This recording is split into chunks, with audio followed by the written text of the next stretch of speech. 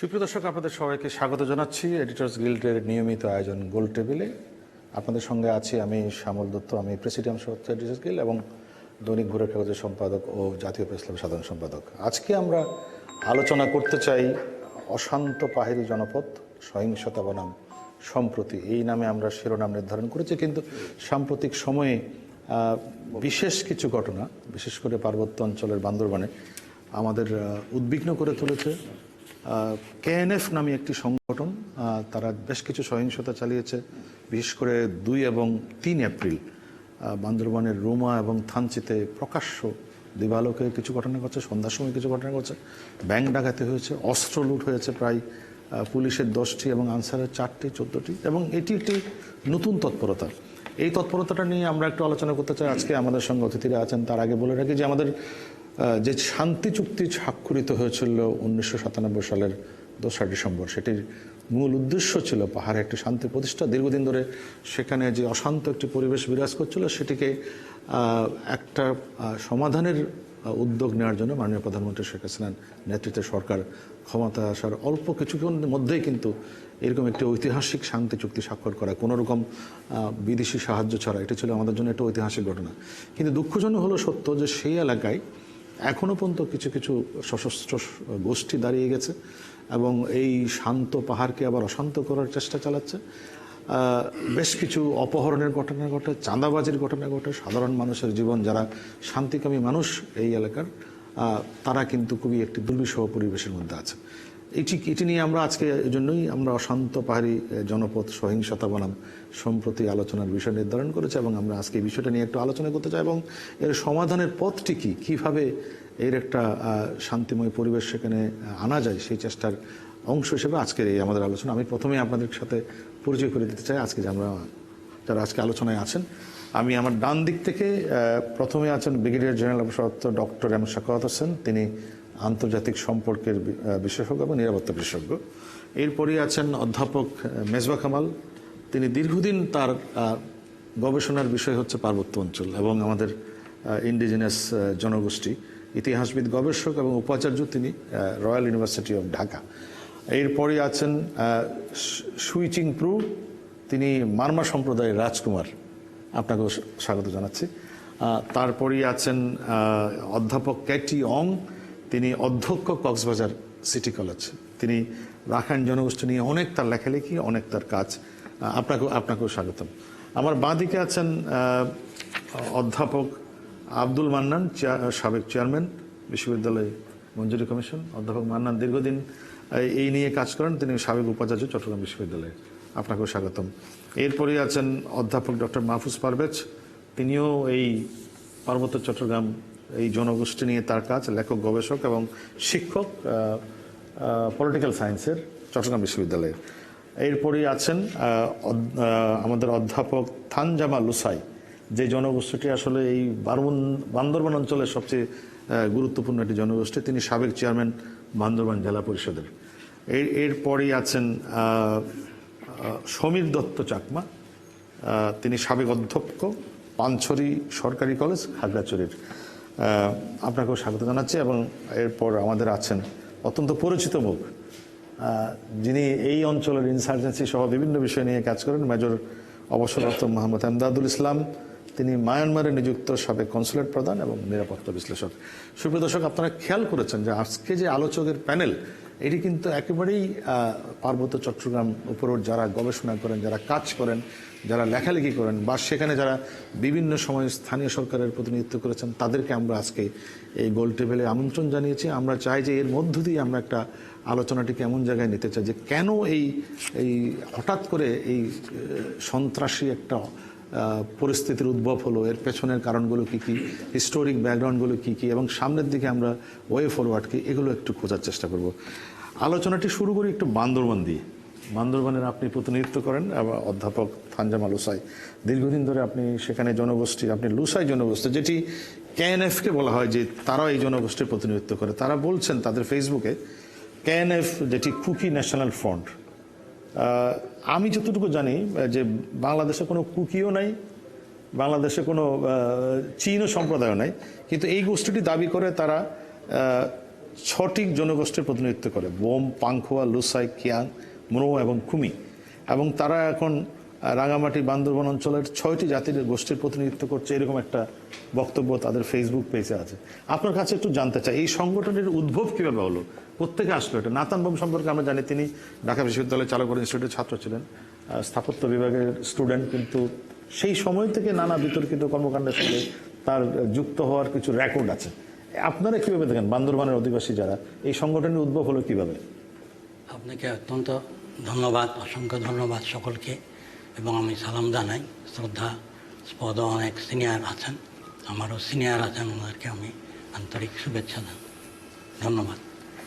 Editors guild কর্তৃক এই talk show বৈঠকে আমরা যে সাবজেক্টটা নিয়ে আমরা আলাপ করব, আসলে এটা সত্যি একটা আমার বান্দরবান ইতিহাসে এই ধরনের সহিংস বা এই ধরনের সন্ত্রাসী কর্মকাণ্ড আমরা কোনো দিন আমরা পাইনি, আমরা দেখিও নি। এই যে চীন কুকি বলে, চীনও দেখিনি এখানে, আমাদের কোনো ট্রাইবের মধ্যে চীন সম্প্রদায় নাই, কুকি সম্প্রদায়ও নাই।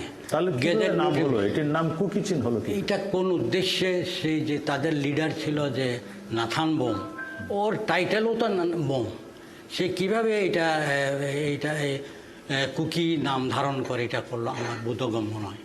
কারণ আমি শিক্ষকতা করতাম এবং এই নিয়ে কোনো দিন আমরা ইন্টারেস্ট দেখাই নাই। এত এত এত এত এত এত ছোট এটা সে জুনিয়র ছিল, আমরা কোনো দিন তাকে দেখিও নি। সে এই অন্তরালে থেকে এগুলি করবে আমরা বিশ্বাসও করতাম না। এই যে এত বড় একটা ক্ষতিকারক তার জাতির জন্য, বোম সম্প্রদায়ের জন্য, তথা পাহাড়ি জনপদে বান্দরবান এলাকার জন্য অত্যন্ত ক্ষতি কাজ করেছে। এবং সে আরও কিছু বিপদগামী ছেলে বা লোক নিয়ে সে উচ্চাবিলাসী করে যে সকল কথা বলতেছে ওয়েবসাইটে। মানে আপনি কি মনে করেন কিনা তার কোনো অন্য উদ্দেশ্য আছে, যে এই যে ধরেন 10-12 হাজার বোম জনগোষ্ঠীর মধ্যে 100-200 ছেলে পেলে নিয়ে একটা সন্ত্রাসী গোষ্ঠী তৈরি করে এই ধরনের পরিস্থিতির পিছনে অন্য কোনো উদ্দেশ্য কি আছে? আপনাদের স্থানীয়দের কি মনে হয়? স্থানীয়রা তো এই নিয়ে মাথা ঘামায় না কোনোদিন, আর তার উদ্দেশ্যে কি থাকতে পারে সেই ভালো জানবে। কারণ এখানে আমরা শান্তিতে বিরাজ করছিলাম। হঠাৎ কেন করলো, কিভাবে করলো, কার উদ্দেশ্যে করলো, তার উদ্দেশ্যটাকে কোনোদিন কেউ বোমারাও জানে না। তার আশেপাশে বোম কমিউনিটি আমাদের ঘরের আশেপাশে আছে, তাদেরকে অনেক জিজ্ঞেস করেছি। কালকে একটা ডেভেলপমেন্ট আছে, আমরা দেখলাম যে বোম সম্প্রদায়ের লোকজন প্রেস কনফারেন্স করে বলেছে যে তারা এই সমস্ত সন্ত্রাসী কর্মকাণ্ডের সঙ্গে নেই, তারা অস্ত্র ফেরত দেওয়ার জন্য আহ্বান জানিয়েছে। এবং এই ঘটনার 2 এবং 3 এপ্রিলের ঘটনার পরিপ্রেক্ষিতে যে পরিস্থিতি রয়েছে, তারা এটাকে কোনোভাবেই মেনে নিতে চাচ্ছে না। আপনি দেখেন যে তার নিজের কমিউনিটি তাকে ওন করছে না। এটা সত্যি কথা বলেছেন, ওন করতেছে না তার কমিউনিটি। কারণ বোম সোশ্যাল কাউন্সিল বলে তাদের একটা ইলেকটেড গ্রুপ আছে। বোম সোশ্যালের মধ্যে চার্চের মধ্যে একটা ইলেকশন হয় বা 2 বছরে একবার। বোম সোশ্যাল কাউন্সিলের প্রেসিডেন্ট হলো জারলম বোম। উনি তার ফেসবুকের মাধ্যমে বলেছে যে তোমরা যারা বিপদগামী হয়েছে, এখনও সময় আছে, গভর্নমেন্ট অত্যন্ত সহনশীল, এখানে আইন শৃঙ্খলা রক্ষা বাহিনীরা অত্যন্ত ধৈর্যের সাথে আমাদেরকে কিছু করতেছে না। এর পরবর্তীতে তোমরা যদি তোমাদের অস্ত্র যেগুলো লুণ্ঠন করেছ, টাকা পয়সা যেগুলো নিয়েছ, তোমরা যারা বিপদগামী হয়েছে তারা যদি ফেরত না আসো, তাহলে তোমাদের বিরুদ্ধে সাংঘাতিকভাবে ব্যবস্থা গ্রহণ করে। তার মানে তাদের কমিউনিটির মধ্যেই একটা এই নিয়ে মতবিরোধ বা এই ডিজোন করার একটা ইয়ে আছে। আর এটাকে বলা হয়, তারা বলেছে এখানে একটা অলরেডি বর্তমান জেলা পরিষদের চেয়ারম্যান জনাব কেশলাকে নিয়ে একটা শান্তি আলোচনা শুরু করেছে। 2 একবারও বৈঠক হয়েছে, তাদের বেশ অগ্রসর হয়েছিল। কিন্তু আমি মনে করি আমার তরফ থেকে, যেটা আমার মত হলো, এই কমিটি আরেকটু শক্তিশালী করা দরকার। আচ্ছা, আমি আসবো আপনার এই পয়েন্টে আসবো। অধ্যাপক মাহফুজ পারভেজ, আপনার কাছে একটু আসতে চাই। আপনি পার্বত্য চট্টগ্রাম, আপনার লেখালেখি এবং গবেষণার বিষয়, আপনার কি মনে হয়, যখন যেটি একটু শেষ করলেন, যেখানে আমাদের অধ্যাপক থানজামা লুসাই, তিনি লুসাই জনগোষ্ঠীর গুরুত্বপূর্ণ একজন ব্যক্তিত্ব, যে যখন একটি আলোচনা চলছে, 2 দফা আলোচনা হয়েছে, তার মাঝখানে তারা একটা শক্তির জানান দিল, প্রকাশ্য দিবালোকে ব্যাংক লুট, পরপর 2 দিন। এটার মধ্যে কি থাকতে পারে, মানে কি দৃষ্টিভঙ্গি নিয়ে তারা কাজ করেছে বলে আপনার মনে হয়? তাদের অ্যাটিটিউডের মধ্যে যে একটা হঠকারী ব্যাপার আছে এটা তো স্পষ্ট হলো, এবং তাদের যদি সত্যিকার অর্থে রাজনৈতিক এজেন্ডা নিয়ে আগাতো তাহলে প্যারালালি তারা আমরা আগে দেখেছি যে জনসংহতি সমিতি একদিকে আলোচনা করেছে, একদিকে তারা শক্তি বা অস্ত্রের পথে গেছে। তাদের পক্ষে এটাই ভালো হতো যে আলোচনাটা চালিয়ে যাওয়া এবং যদি তারা চাপ দিতে চায় সেটাও রাখা। কিন্তু মাঝখানে এই ঘটনাটা, এবং এই ঘটনাটার সময় চিন্তার কারণ হলো তখন পাশে মায়ানমারে নানা রকম বিদ্রোহ ছড়িয়ে পড়েছিল, সীমান্তের ওপারে মণিপুরেও নানা রকম ক্রাইসিস হচ্ছিল। ঠিক এই ধরনের একটি অবস্থায় আপনি জানেন যে বাংলাদেশের মতো উন্নয়নশীল দেশগুলো বিভিন্ন ধরনের সমস্যা কিন্তু তাদের উপর চাপিয়ে দেওয়া হয় বাইরে থেকে। কিন্তু তারা কিন্তু তাদের ফেসবুক একটা স্টেটমেন্ট দিয়েছে পরের ঘটনায় যে তারা মনে করে না যে আলোচনাটি চলছিল সেটি তাদের কাঙ্ক্ষিত ইয়েগুলো হয়নি। এক ধরনের ফ্রাস্ট্রেশন আছে তাদের। আপনি আলোচনার জেনেসিসটা যদি দেখেন, এখানে অংশগ্রহণকারী ওদের পক্ষ থেকে যারা ছিল তাদের মধ্যে 7 জন কিন্তু শান্তির পক্ষে ছিল, 3 জন সেই শান্তির পক্ষে ছিল না। আমরা যতদূর জেনেছি আমাদের লোকাল স্টেক হোল্ডার যারা আছে বা যেসব ইনফরমেন্ট আছে তাদের কাছ থেকে, ওদের প্রতিনিধিদের মধ্যে একটা বিভাজন আছে এবং অধিকাংশই কিন্তু চাচ্ছিল যে আলোচনাটা চলুক। এই অবস্থায় হঠাৎ করে এই ঘটনাটা ঘটানো, শক্তির মহড়া দেওয়া, এবং এটা অকল্পনীয়। আমরা কেউ এরকম ভাবছিলাম না। আপনি 24 বছরের শান্তি চুক্তির যে অর্জন, আমরা এই ফ্রেমের মধ্যে আছে, কারো কোনো কথা বললে রাষ্ট্র সেখানে পরিসর দিচ্ছে, আলোচনার দরজা খোলা আছে। এই অবস্থায় এই জিনিসটা করার মাধ্যমে আপনি মনে করেন কি অন্য কোনো আমি এই ঘটনাটাকে শুধুমাত্র স্থানীয় আঙ্গিকে না দেখার পক্ষে আমি মনে করি যে এর এক্সটার্নাল কোনো অ্যাক্টর আছে কিনা সেই বিষয়টা আমি এই বিষয়টা নিয়ে আপনার কাছে আসবো। আমি তার আগে জনাব ব্রিগেডিয়ার সাখাওয়াত একটি ইঙ্গিত করলেন ডক্টর মাহফুজ সাহেব যে এই অঞ্চলের একটা আলাদা জিও পলিটিক্স আছে যেটি নিয়ে আপনার অনেক কাজ, বিশেষ করে মায়ানমারের একটি অংশ, বাংলাদেশের এদিকের কিছু অংশ এবং ভারতের মিজোরাম, মণিপুরের এই এলাকার একটি কি আলাদা রাজনৈতিক বৈশিষ্ট্যের কারণে এই ধরনের শক্তিগুলোর উদ্ভব হচ্ছে? ধন্যবাদ। এখানে হেল্পলাইন থেকে যারা এসছেন বেশিরভাগই আমার পরিচিত, বিশেষ করে খান্না দীর্ঘদিন ব্রিগেড কমান্ডার ছিলেন বান্দরবান। অধ্যাপক লুসাই আমার সাথে আমার টেনিস পার্টনার ছিলেন, আমরা 1-2 বার বোধহয় চ্যাম্পিয়নও হয়েছিলাম। আমি বান্দরবান ছিলাম ব্রিগেড কমান্ডার থ্রু প্রায় 3 বছর। তো আমি নিজেকে কিন্তু ব্রিগেড কমান্ডার কম আর এনাদের কমিউনিটির বেশি মনে করতাম। That's why. তাহলে আপনি অনেক বেশি ভিতরের খবর জানবেন। দ্যাটস ওয়াই শুনতে চাই আমরা। এখনও ওনাদের সাথে আমার সেরকম রিলেশনশিপ আছে। লাস্ট টাইম যখন গেছিলাম ওনার একটা সুন্দর হোটেলে উনি আমাকে ধরেই রাখছেন যে এখানে থাকেন, ডিমোরে হোটেল। ডিমোরে। কিন্তু আমি ছিলাম ইসের সাথে, ভ্যান আছে, ভ্যান আছে, তো ওখানে থাকতে পারলাম না কারণ আই ওয়াজ হিজ গেস্ট। আমার বেশ অনেক ভালো স্মৃতি আছে ওখানে, কিছু কিছু স্মৃতি এখনো রেখে আসছি। যে প্রশ্নটা আপনি করছেন এই আমি যে প্রশ্নটা না, আমি সবচেয়ে বেশি যখন আশ্চর্য হলাম প্রথম এই কুকি চীনের বিষয়টা যখন আসলো। আপনি কি ওনার সাথে একমত যে এখানে কোনো কুকি জনগোষ্ঠীও নেই, চীন জনগোষ্ঠীও নেই, তাহলে কুকি চীন করতে হবে? কুকি জনগোষ্ঠী, আমি একটু ব্যাকগ্রাউন্ডে যাই, কুকি জনগোষ্ঠী ছিল, আছে, but they were very small group, less than 1%. Very small group. এবং এই জনগোষ্ঠী নর্থ টু সাউথ আছে। এদের অনেকে কনভার্ট হয়ে গেছে, কনভার্সন চলে গেছে, they become Christians and they more or less known as Bom. Bumrah কিন্তু অরিজিনাল কোনো ইয়ে নয়, দেয়ার বিভিন্ন কনভার্টেড হয়ে বিভিন্ন কনভার্সন হয়ে একটা বম, এবং দেয়ার মেইন কনসেন্ট্রেশন ছিল রুমাতে। সবচেয়ে পিসফুল জায়গা ছিল রুমা। আমার one of the most favourite জায়গা ছিল রুমা। না, এমনকি পার্বত্য চট্টগ্রামের অন্য 2টো জেলা বাদ দিলে বান্দরবান হচ্ছে সবচেয়ে পিসফুল এলাকা। আমি তো I had most peaceful time in that. কিন্তু আনফরচুনেটলি এখন সবচেয়ে ভলাটাইল অংশ। আমি আসছি সেই জায়গায়।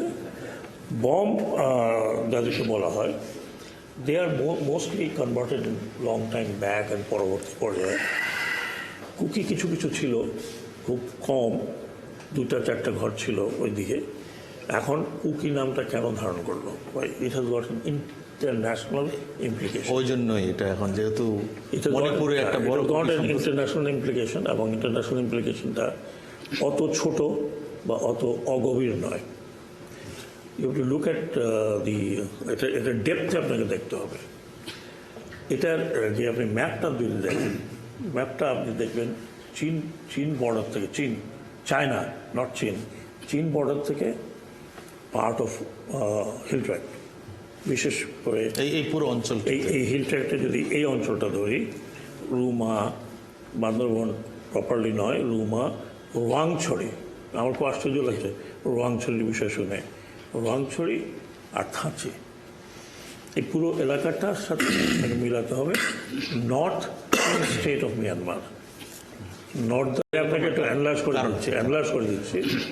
তারপরে আপনি দেখেন যে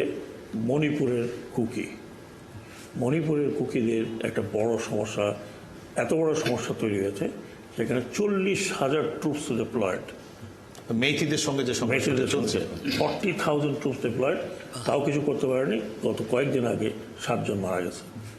সংঘর্ষ বিভিন্ন সময় চলছে। আবার 3,000 ওয়েপন লুট হয়ে গেছে।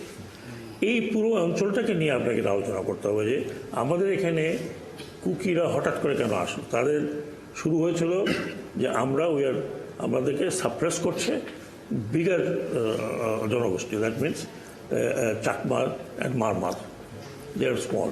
ওইটার থেকে তারা শুরু করছে যে আমরা এই শান্তি চুক্তিতে কিছু পাইনি।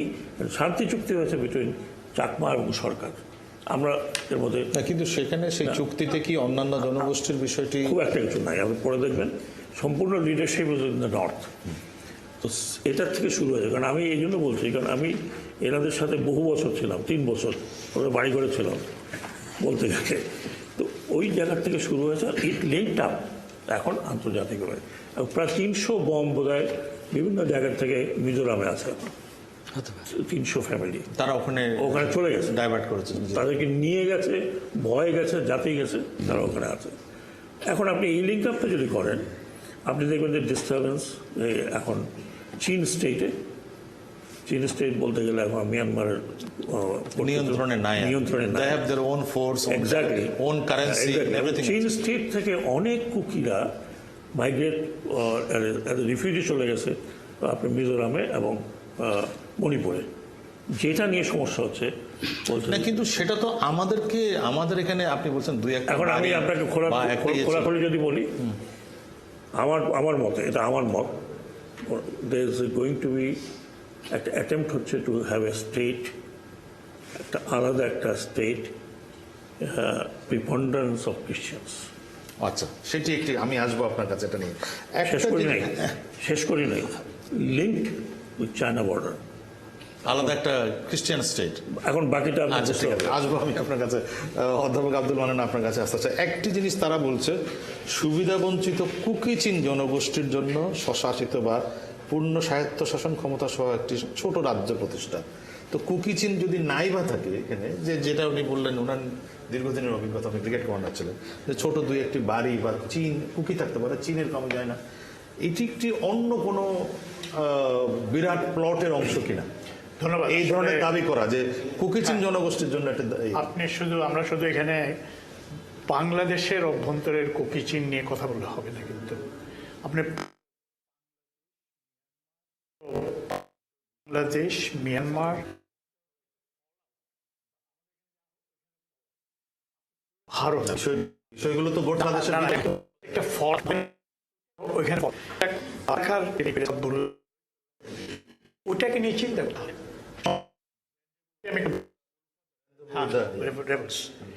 ওইখানে পড়লে দেখবেন যে ওই অঞ্চলে তাদের মধ্যে যে একটা ফ্রেটার্নিটি, বাংলাদেশের হোক, মিয়ানমারের হোক, ভারতের হোক, চীনের হোক, তাদের একে অপরের সহযোগিতা। তাদের মিলিটারি স্কুল আছে, তাদের সেখানে নিজস্ব পাওয়ার জেনারেশনই আছে, তাদের সেখানে ভারতীয় সব টিভি চ্যানেল দেখা যায়। মানে একটা ভারতের মতন একটা রাষ্ট্রের ভিতরে আরেকটা রাষ্ট্র না, কিন্তু যেটি ব্রিগেডিয়ার সাখাওয়াত বলেন, আপনি কি এটার সাথে একটা খ্রিস্টান স্টেট না, এটা হচ্ছে একটা দূরবর্তী চিন্তা হতে পারে। এখন দেখেন কুকি চীন নিয়ে যেমন আমরা কথা বলা শুরু করেছি, এখন কথা বলছি 2023 সনে কুকি চীন প্রথম দৃশ্যে আসলো যখন বাংলাদেশের একটি জঙ্গিবাদী সশস্ত্র গোষ্ঠী হিন্দাল সাইকিয়ার আমি আসবো ওই জায়গায়, হিন্দাল সাইকিয়ার সাথে তার একটা আন্ডারস্ট্যান্ডিং হলো, তোমাদেরকে আমরা ট্রেনিং দেব, অস্ত্র দিব, তোমরা আমাদেরকে টাকা দিবে। যারা হিন্দাল সাইকিয়া কিন্তু এটা আমাদের এই কুমিল্লা এই অঞ্চলের কিন্তু বা বাংলাদেশ সমতল ভূমির অঞ্চলের একটা জঙ্গিবাদী সংগঠন।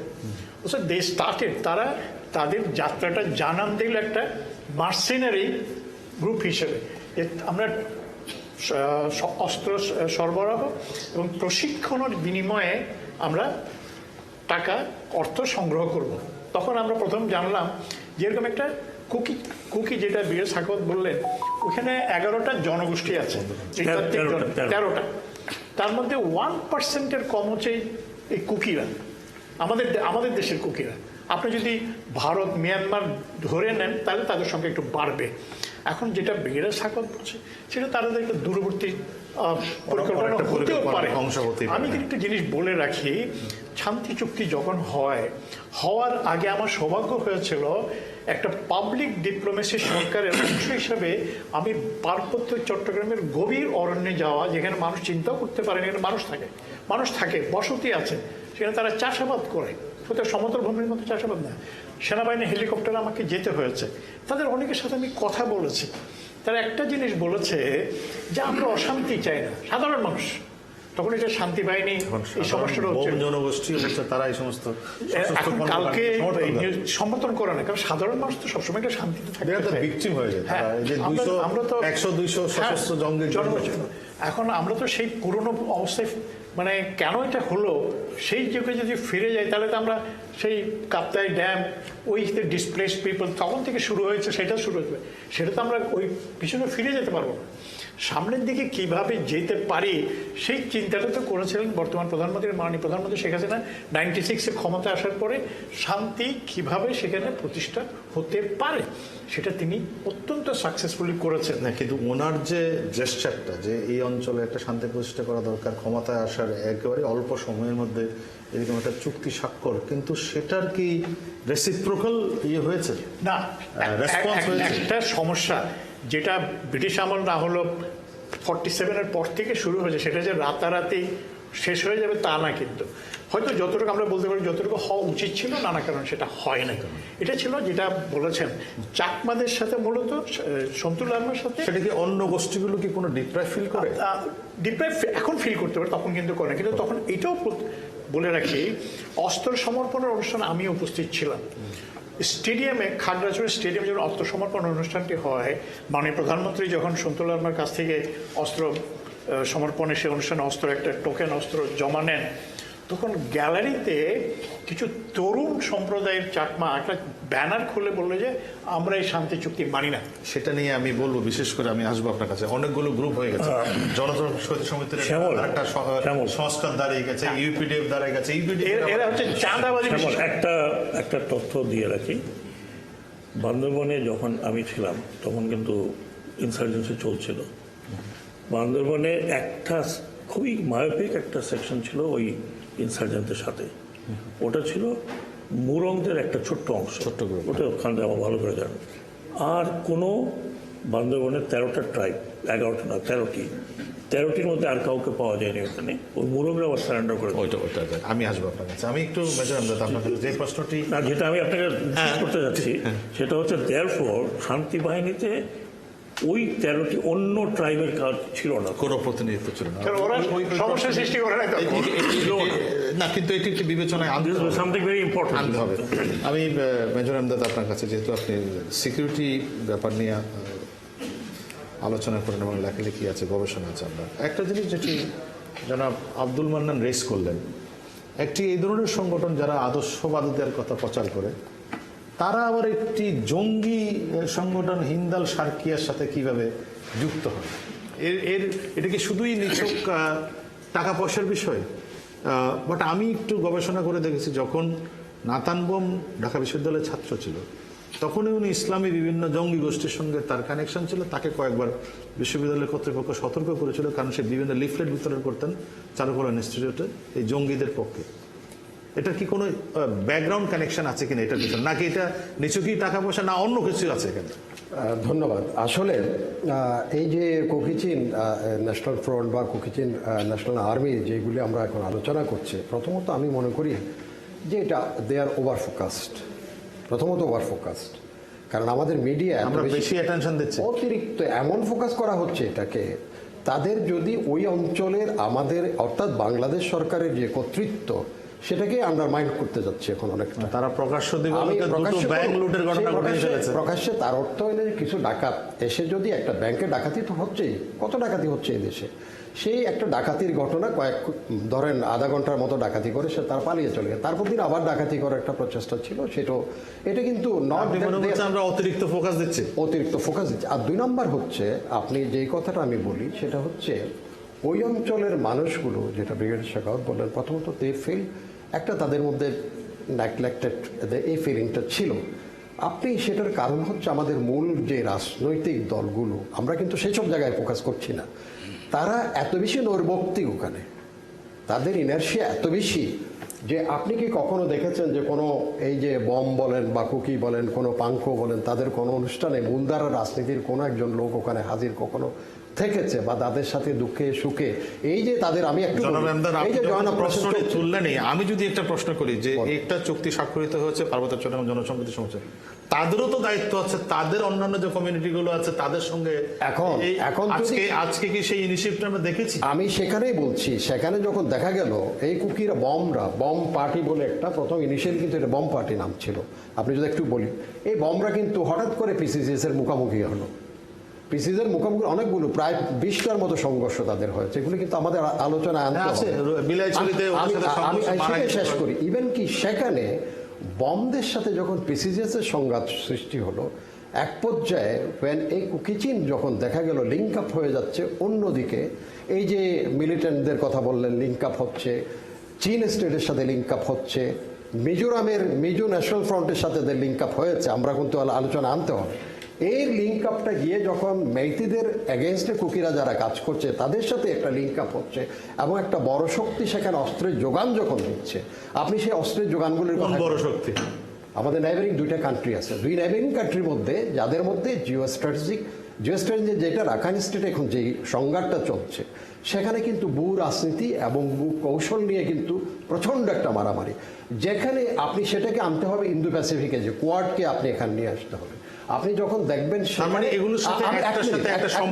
এক মিনিট সম্পর্কটা আমি একদম পরিষ্কার করে দিচ্ছি, সেখানে যখন তারা চায়না যখন সেটাকে সাউথ চায়নাকে অ্যাভয়েড করে যখন চক্রিয়তে চলে আসলো, আপনি তখন এখানে ভারত চলে গেল Kaladan multi modal multi bypassing Bangladesh, যেখানে আপনার প্লেটোয়াকে মেইন ল্যান্ডিং পয়েন্ট করে আপনার কালাদান হয়ে আপনি যখন সিটুয়েকে বেস করে কলকাতাকে, তখন আদার players they found that yes it is going to be another dimension for the contending group। সেখানে যখন জাপানিজ এই যে আমাদের মাতারবাড়িতে কাজ করছে, জাপানিজরা হঠাৎ করে একটা স্টেটমেন্ট দিয়ে বসলো, the Matarbari is going to be the hub for economic hub for all activities of the seven sister also, সেখানে আদার প্লেয়াররা তখন অ্যাক্টিভ হয়েছে। আপনি অতি সম্প্রতি, তার মানে আমরা এখন বড় বড় খেলোয়াড়দের খেলার অংশ। আমি একটু শেষ করি, চীন স্টেটে এই যে চীন স্টেটে প্ল্যাটোয়াটা কিন্তু এখন মিয়ানমার সেনাবাহিনীর দখলে নাই, সেটা পুরোপুরি চাইনিজ ইনফ্লুয়েন্সে আছে, সেটা হচ্ছে আরাকান আর্মি। এই কথাগুলো, Arakan army is controlling the whole Chin এখন, এবং তাদের হেডকোয়ার্টার হচ্ছে প্ল্যাটোয়াতে। আর ভারতের সেখানে ছিল কলকাতা হয়ে সিটুয়ে হয়ে প্লেটোয়াতে তাদের ল্যান্ডিং, আইজলকে বেস করে ন্যাশনাল হাইওয়েতে গিয়ে তাদের এই জিনিসটা করা টু অ্যাভয়েড কালাদান প্রজেক্টে বাধা দিয়েছে, যে বাধা না শুধু, ওট ইজ অলরেডি জেপ্রোডাইজ, এটা অলরেডি জেপ্রোডাইজ। ওখানে আরাকান আর্মি যে ব্যালটা দিয়ে এই ইনিশিয়েটিভটা নেওয়া হয়ে আছে, কালাদান থেকে শুরু করে উপরে আপনার রাও থেকে শুরু করে আরো উপরে গিয়ে যখন চীন স্টেটের প্লাটো পর্যন্ত, it is totally under their influence, এবং they are supported by China. There is no, এটা রাগডাক করার কিছু নাই। আমি আসবো আপনার, কিন্তু আমার কাছে এই প্রশ্নটা এখন রয়ে গেল যে জঙ্গিদের সাথে কেন এরকম একটি সংগঠনের ইয়ে হবে, আতাত হবে? সেটা হচ্ছে তাদের ইনিশিয়ালি তাদের অর্থের প্রয়োজন ছিল, এবং এই যে মাহফুজ, সরি আমাদের ডক্টর নট মাহফুজ, ওই যে মাহফুজ যিনি ওই হিন্দালের যিনি main organiser, he was known, আপনি যেটা বললেন একটা সম্পর্ক তার ওখান থেকে আগে থেকেই ছিল। ওই যে লিফলেট টিফলেট যেগুলি করেছে, সেখানে সে মাহফুজ এক স্টেজে গিয়ে তার সাথে যখন with the plea of research, Mahfuz was going coming, এই নাতানকে তখন হি mold actually rather, কারণ Nathan was having some sorts of blessings from the military regime also ওখানে আমাদের যে তাদের, কারণ ওখানে যখন সে এনজিও করেছে, সেই এনজিওর ওখানে আমাদের ব্রিগেড কমান্ডাররা গিয়েছে, আমাদের ডিভিড কমান্ডাররা গিয়েছে। নাতান তখন was in a very good picture, কারণ তার জাতিসত্তাকে এই যে বম বলেন বা কুকি বলেন তাদেরকে সামনে আনার জন্য, তাদের হেল্প করার জন্য রিজন হেডকোয়ার্টারগুলি সাহায্য করেছে, ব্রিগেড হেডকোয়ার্টার থেকে সাহায্য পেয়েছে। পাওয়ার পরেও এক স্টেজে যখন সে লিঙ্ক আপ হয়ে গেছে মিলিটেন্টে, তখন ইট ওয়াজ আনআর্থেড ডিসিজ, এবং সেটা কিন্তু পার্শ্ববর্তী দেশ ভারত আরও বেশি অ্যালার্ম হয়েছে এটাতে। কারণ হচ্ছে কি, তখন এই কুকি চীনের যাদের হিন্দালদের, যাদের মিলিটেন্সি, সেটা তারা চিন্তা করেছে তখন তাদের ওখানে স্পেল ওভার হতে পারে আসামে গিয়ে, এই বারাক ভ্যালি থেকে শুরু করে যেখানে মুসলিম প্রধান অঞ্চলগুলো আছে সেখানে কিন্তু এরা নাক গলাতে পারে। So that's why it is our focus. That's why it is our focus. That's the question. আমি অথবা মির্জা কামাল, আপনার দীর্ঘদিনের কাজ হচ্ছে এই পার্বত্য চট্টগ্রাম অঞ্চল নিয়ে, সেখানে কিন্তু এরা নাক গলাতে পারে। So that's why it is our focus. That's why it is our focus. That's the question. আমি অথবা মির্জা কামাল, আপনার দীর্ঘদিনের কাজ হচ্ছে এই পার্বত্য চট্টগ্রাম অঞ্চল নিয়ে, আপনার কি মনে হয় শান্তি চুক্তির পরে এসে আজকে আমরা যদি দেখতে পাই যে এখানে এই সমস্ত আবার সশস্ত্র গোষ্ঠীর জন্ম হচ্ছে, তার মানে আমরা কি আরো একটু প্রপারলি অ্যাড্রেস করা দরকার? বিভিন্ন উনি বলছেন যে 13টি জনগোষ্ঠী আছে বান্দরবান অঞ্চলে, তাদের স্টেক নেই এবং তারা এক সময় ফিল করে যে আমাদের আরো স্টেক থাকা দরকার, যেখান থেকে এই ধরনের সংকটগুলো সূত্রপাত কিনা। শুনুন, এই কথাটা কিন্তু ঠিক নয় যে সেইখানে যে মানে শান্তি চুক্তির সময় 11টা জাতিসত্তা হিসাব করা হয়েছিল, সেই 11টা জাতিসত্তার স্টেক শান্তি চুক্তির মধ্যে নাই, এই কথাটা ঠিক নয়। আচ্ছা, সবারই আছে, সবারই স্টেক আছে, সবারই স্টেক আছে। Thank you. এটা অল ইনক্লুসিভ ছিল, অল ইনক্লুসিভ ছিল। কার প্রতিনিধিত্ব, তারপরে এসে এই সমস্ত প্রশ্ন কার কত প্রতিনিধিত্ব থাকবে এটা মেনশন করা, এটা কিন্তু একেবারে স্পষ্ট করে শান্তি চুক্তির মধ্যে মেনশন আছে। শান্তি চুক্তিটা আমার কাছে আছে। জি জি। এবং আপনার এখানে আঞ্চলিক পরিষদের গঠন যদি বলেন, কিংবা হিল ডিস্ট্রিক্ট কাউন্সিল, যেটা বিশেষ করে বান্দরবান হিল ডিস্ট্রিক্ট কাউন্সিল, সেখানে যে প্রতিনিধিত্বের ব্যাপারটা সেখানে কিন্তু আছে। এটা হয়তো এটা 97 hill districts were created in 1991 না, সেটা হয়েছে, কিন্তু আপনার হিল ডিস্ট্রিক্ট কাউন্সিল শান্তি চুক্তি এটা হিসেবে বের হয়েছে, দিস ইজ টেকেন দ্য শান্তি চুক্তিতে, but this 3 hill districts were made in 1991, একবারই মাত্র ইলেকশন হয়েছিল 1991। না, সেটা সবাই জানে। রিজন কাউন্সিল এবং হিল ডিস্ট্রিক্ট কাউন্সিলগুলি কিভাবে কম্পোজিশনটা কিভাবে প্রায় একই রকম করা হয়েছে। আচ্ছা, আমি একটু বলি প্লিজ। হ্যাঁ, তো আপনার 1991-এ হিল ডিস্ট্রিক্ট কাউন্সিলস তৈরি হয়েছে, এটা ঠিক, কিন্তু তার যে প্রভিশনসগুলো ছিল সেগুলো তখন কিন্তু মানে ওদের যে প্রধান সংগঠন PCJSS তাদের কাছে গ্রহণযোগ্য হয় নাই। কিন্তু পরবর্তীকালে থ্রু নেগোসিয়েশন আপনার ওখানকার স্থানীয় মানুষের যে অধিকারগুলো, যেগুলো আপনার থ্রু ডিসেন্ট্রালাইজেশন বা রেভলিউশনের মধ্যে দিয়ে যেটা প্রতিষ্ঠিত হতে পারে বলে তারা মনে করেছেন, যেমন আপনার 33টা বিষয় কেন্দ্র থেকে ট্রান্সফার হওয়া টু হিল ডিস্ট্রিক্ট কাউন্সিলস, তো সেই জায়গাগুলো হয়েছে এবং সেখানে হিল ডিস্ট্রিক্ট কাউন্সিলের প্রতিনিধিত্ব আছে। এইখানে একটা জিনিস হতে পারে যে প্রতিনিধিত্ব যতটুকু আছে সেখানে প্রতিনিধিত্ব একটু যদি বাড়ানো হতো তাহলে হয়তো সেটা আর একটু স্পষ্ট হতো, আর একটু ভালো হতো, কিন্তু প্রতিনিধিত্ব আছে, নাম্বার 1। নাম্বার 2, আমি যেটা বলবো যে এখানে দেখুন, আসলে আমাদেরকে খেয়াল রাখতে হবে যে এতক্ষণ যে আলোচনা হলো যে আপনার রিজিওনাল ডাইমেনশন, মানে মিয়ানমার, ভারতের মিজোরাম এবং আমাদের বাংলাদেশের মায়ানমার, হ্যাঁ, তো মিয়ানমারের যে চীন স্টেট, নর্দার্ন চীন স্টেট, সাউদার্ন মিয়ানমার এবং আমাদের বান্দরবনের রোয়াংছড়ি, রুমা, থানচি মিলে যে আপনার এক ধরনের মানে একটা অঞ্চলের সৃষ্টি হয়েছে, এইটা আমাদের মাথায় রাখতে হবে, সেটা ঠিক। কিন্তু আমি আপনাদের দৃষ্টি আকর্ষণ করতে চাই যে আপনার মেজর এমদাদুল যে কথাটা বললেন যে আপনার এইখানে কিন্তু একটা পর্যায়ে আমাদের রাষ্ট্রের তরফ থেকে নাথান বোমদের প্রতি ব্লেসিংস ছিল, এটা কিন্তু রিয়ালিটি, বাস্তবতা এটা আমরা দেখেছি, এর কিছু এবং প্রমাণও আছে। এই ব্লেসিং মানে ওরা কার্যক্রম শুরু করে কিন্তু 2008 সালে as a social organisation, social development একটা অর্গানাইজেশন, এনজিওর মতো ছিল। এনজিও হ্যাঁ, সেইটা আপনার 2014 সাল থেকে একটা ডাইরেক্ট ব্লেসিংস পেতে শুরু করে ফ্রম দ্য স্টেট। হ্যাঁ, এবং সেইখানে আমাদের রিজিওনাল কমান্ডার তিনিও কিন্তু উপস্থিত ছিলেন, উপস্থিত এরকম কিছু- ছিলেন, সেই ছবি টবি আছে। কিন্তু সেইখানে তারা কিন্তু সাপোর্ট করেছেন, কিন্তু সাপোর্টের পিছনে আমার যেটা মনে হয় যে আমাদের স্টেটের দিক থেকে অ্যাটিচিউডটা ছিল ডিভাইড অ্যান্ড রুল। আসলে শান্তি চুক্তি স্বাক্ষর করেছে পিসিজেএসএস, এবং সেইখানে আঞ্চলিক পরিষদকে কার্যকর হওয়ার ক্ষেত্রে নানা প্রতিবন্ধকতা হয়েছে, হিল ডিস্ট্রিক্ট কাউন্সিলসগুলোকেও কার্যকর করার ক্ষেত্রে অনেক প্রতিবন্ধকতা কিন্তু বিভিন্ন তরফ থেকে তৈরি হয়েছে। কিন্তু আসলে আমি একটু কথা শেষ করতে PCGS এর দেন। পক্ষ থেকেও কি সেই ইনিশিয়েটিভ নেওয়া হয়েছে? আমি আসছি আপনার, কিন্তু যেটা হয়েছে যে আপনার আসলে যেটা যে শান্তি চুক্তি হয়েছে, কিন্তু পরস্পরের প্রতি যে আস্থা তৈরি হওয়া দরকার, সেই সেই জায়গাটা আস্থার জায়গাটা তৈরি হয়নি, ফলে একটা সংকট রয়ে গেছে, একটা এনমিটির ভাব রয়ে গেছে। ফলে আপনার যেটা হয়েছে যে আমাদের স্টেট ডিভাইড অ্যান্ড রুল কিন্তু সবসময় করেছে। আমি একটা উদাহরণ দিয়ে বলি যে আপনার 1997 শান্তি চুক্তির আগে যে ট্যাকটিক্স ফলো করা হয়েছে, সেম ট্যাকটিক্স চুক্তির পরেও ফলো করা হয়েছে। যেমন ধরেন বান্দরবনে যখন দেখা গেল যে আপনার কিছু সংখ্যক এই যে ইয়ার মধ্যে আপনার ম্রোদের মধ্যে পিসিজেএসএস এর বা শান্তি বাহিনীর যোগাযোগ গড়ে উঠেছে, যোগাযোগ তো সব জাতির সাথেই ছিল, তখন আপনার যেটা করা হলো যে একটা পাল্টা প্রো স্টেট একটা বাহিনী কিন্তু গড়ে তোলা হয়েছিল, সেটার নাম ছিল গরম বাহিনী। হ্যাঁ, এবং এই যে গরম বাহিনী রাষ্ট্র গড়ে তুললো, সেটা কিন্তু হচ্ছে শান্তি বাহিনীকে আপনার মোকাবেলা করার জন্য। না, সেটা তো শান্তি চুক্তির আগের পর্যায়ে আমি বলছি, হ্যাঁ, এবং সেটি সেই একই পলিসি কিন্তু কন্টিনিউড হলো। এবং এই যে আপনার নাথান বোম এবং কেএনএফ, এদেরকে দিয়ে কিন্তু একটা কাউন্টার ফোর্স হিসাবে গড়ার চেষ্টা হলো। এবং এইটা করতে যে আপনার মানে এখন ওরা যখন সেই ব্লেসিংসটা পেল নাথান বোমরা, তারা কিন্তু নিজেদেরকে ওভারপাওয়ার্ড মনে করলো। এবং আমি আপনাদেরকে জানাই, এখানে অনেকেই আছেন তারা নিশ্চয়ই জানেন যে এখান থেকে 42 জন বোমকে আপনার পাঠানো হয় এই নর্দার্ন চীন স্টেটে, এবং তারা সেখানে 1 বছর ব্যাপী মিলিটারি প্রশিক্ষণ নেয়।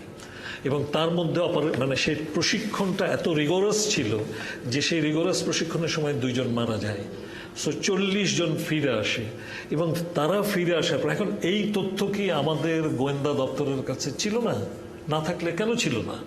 না, এটা একটা বড় প্রশ্ন আছে যে আমাদের হ্যাঁ, একটা ইন্টেলিজেন্স ফেলিউর আছে। তারা হ্যাঁ, বলবো আপনাদের যে এতদিন ধরে তারা প্রস্তুতি নিচ্ছে 2টি ব্যাংকে ডাকাতের জন্য, আমাদের নিরাপত্তা বাহিনী কোথায় ছিল বা আমাদের নিরাপত্তা বাহিনী ভূমিকা রাখছে, কিন্তু ইন্টেলিজেন্স ফেলিউরের কথা বলছে। তারপরে আপনার যে কথাটা আমি বলবো যে আপনার তারা ফিরে এলো তো এই 40 জন 1 বছর ব্যাপী মানে দুর্ধর্ষ প্রশিক্ষণ প্রাপ্ত, তারা এসে তো অপারেশনস করতে চায়, অর্থ চায়, অ্যাকশনে যেতে চায়, তাদের হাতে সেই টাকা নাই। এবং এর মধ্যে এই বিষয়টা এক্সপোজ হয়েছে। তাই বলে কি আপনি একটা জঙ্গি সংগঠন হিন্দাল শান্তির সঙ্গে তাদের যে আতাত, এটি তাদের ইডিওলজিক্যাল দিক থেকে না, আমি এটাই বলছি আপনার, আমি আসছি মানে আসলে ethical কিনা এটা? আমি আপনাকে এটাই বলছি যে এই যে কেএনএফ এর আপনার আদর্শিক জায়গাটা খুবই ভঙ্গুর।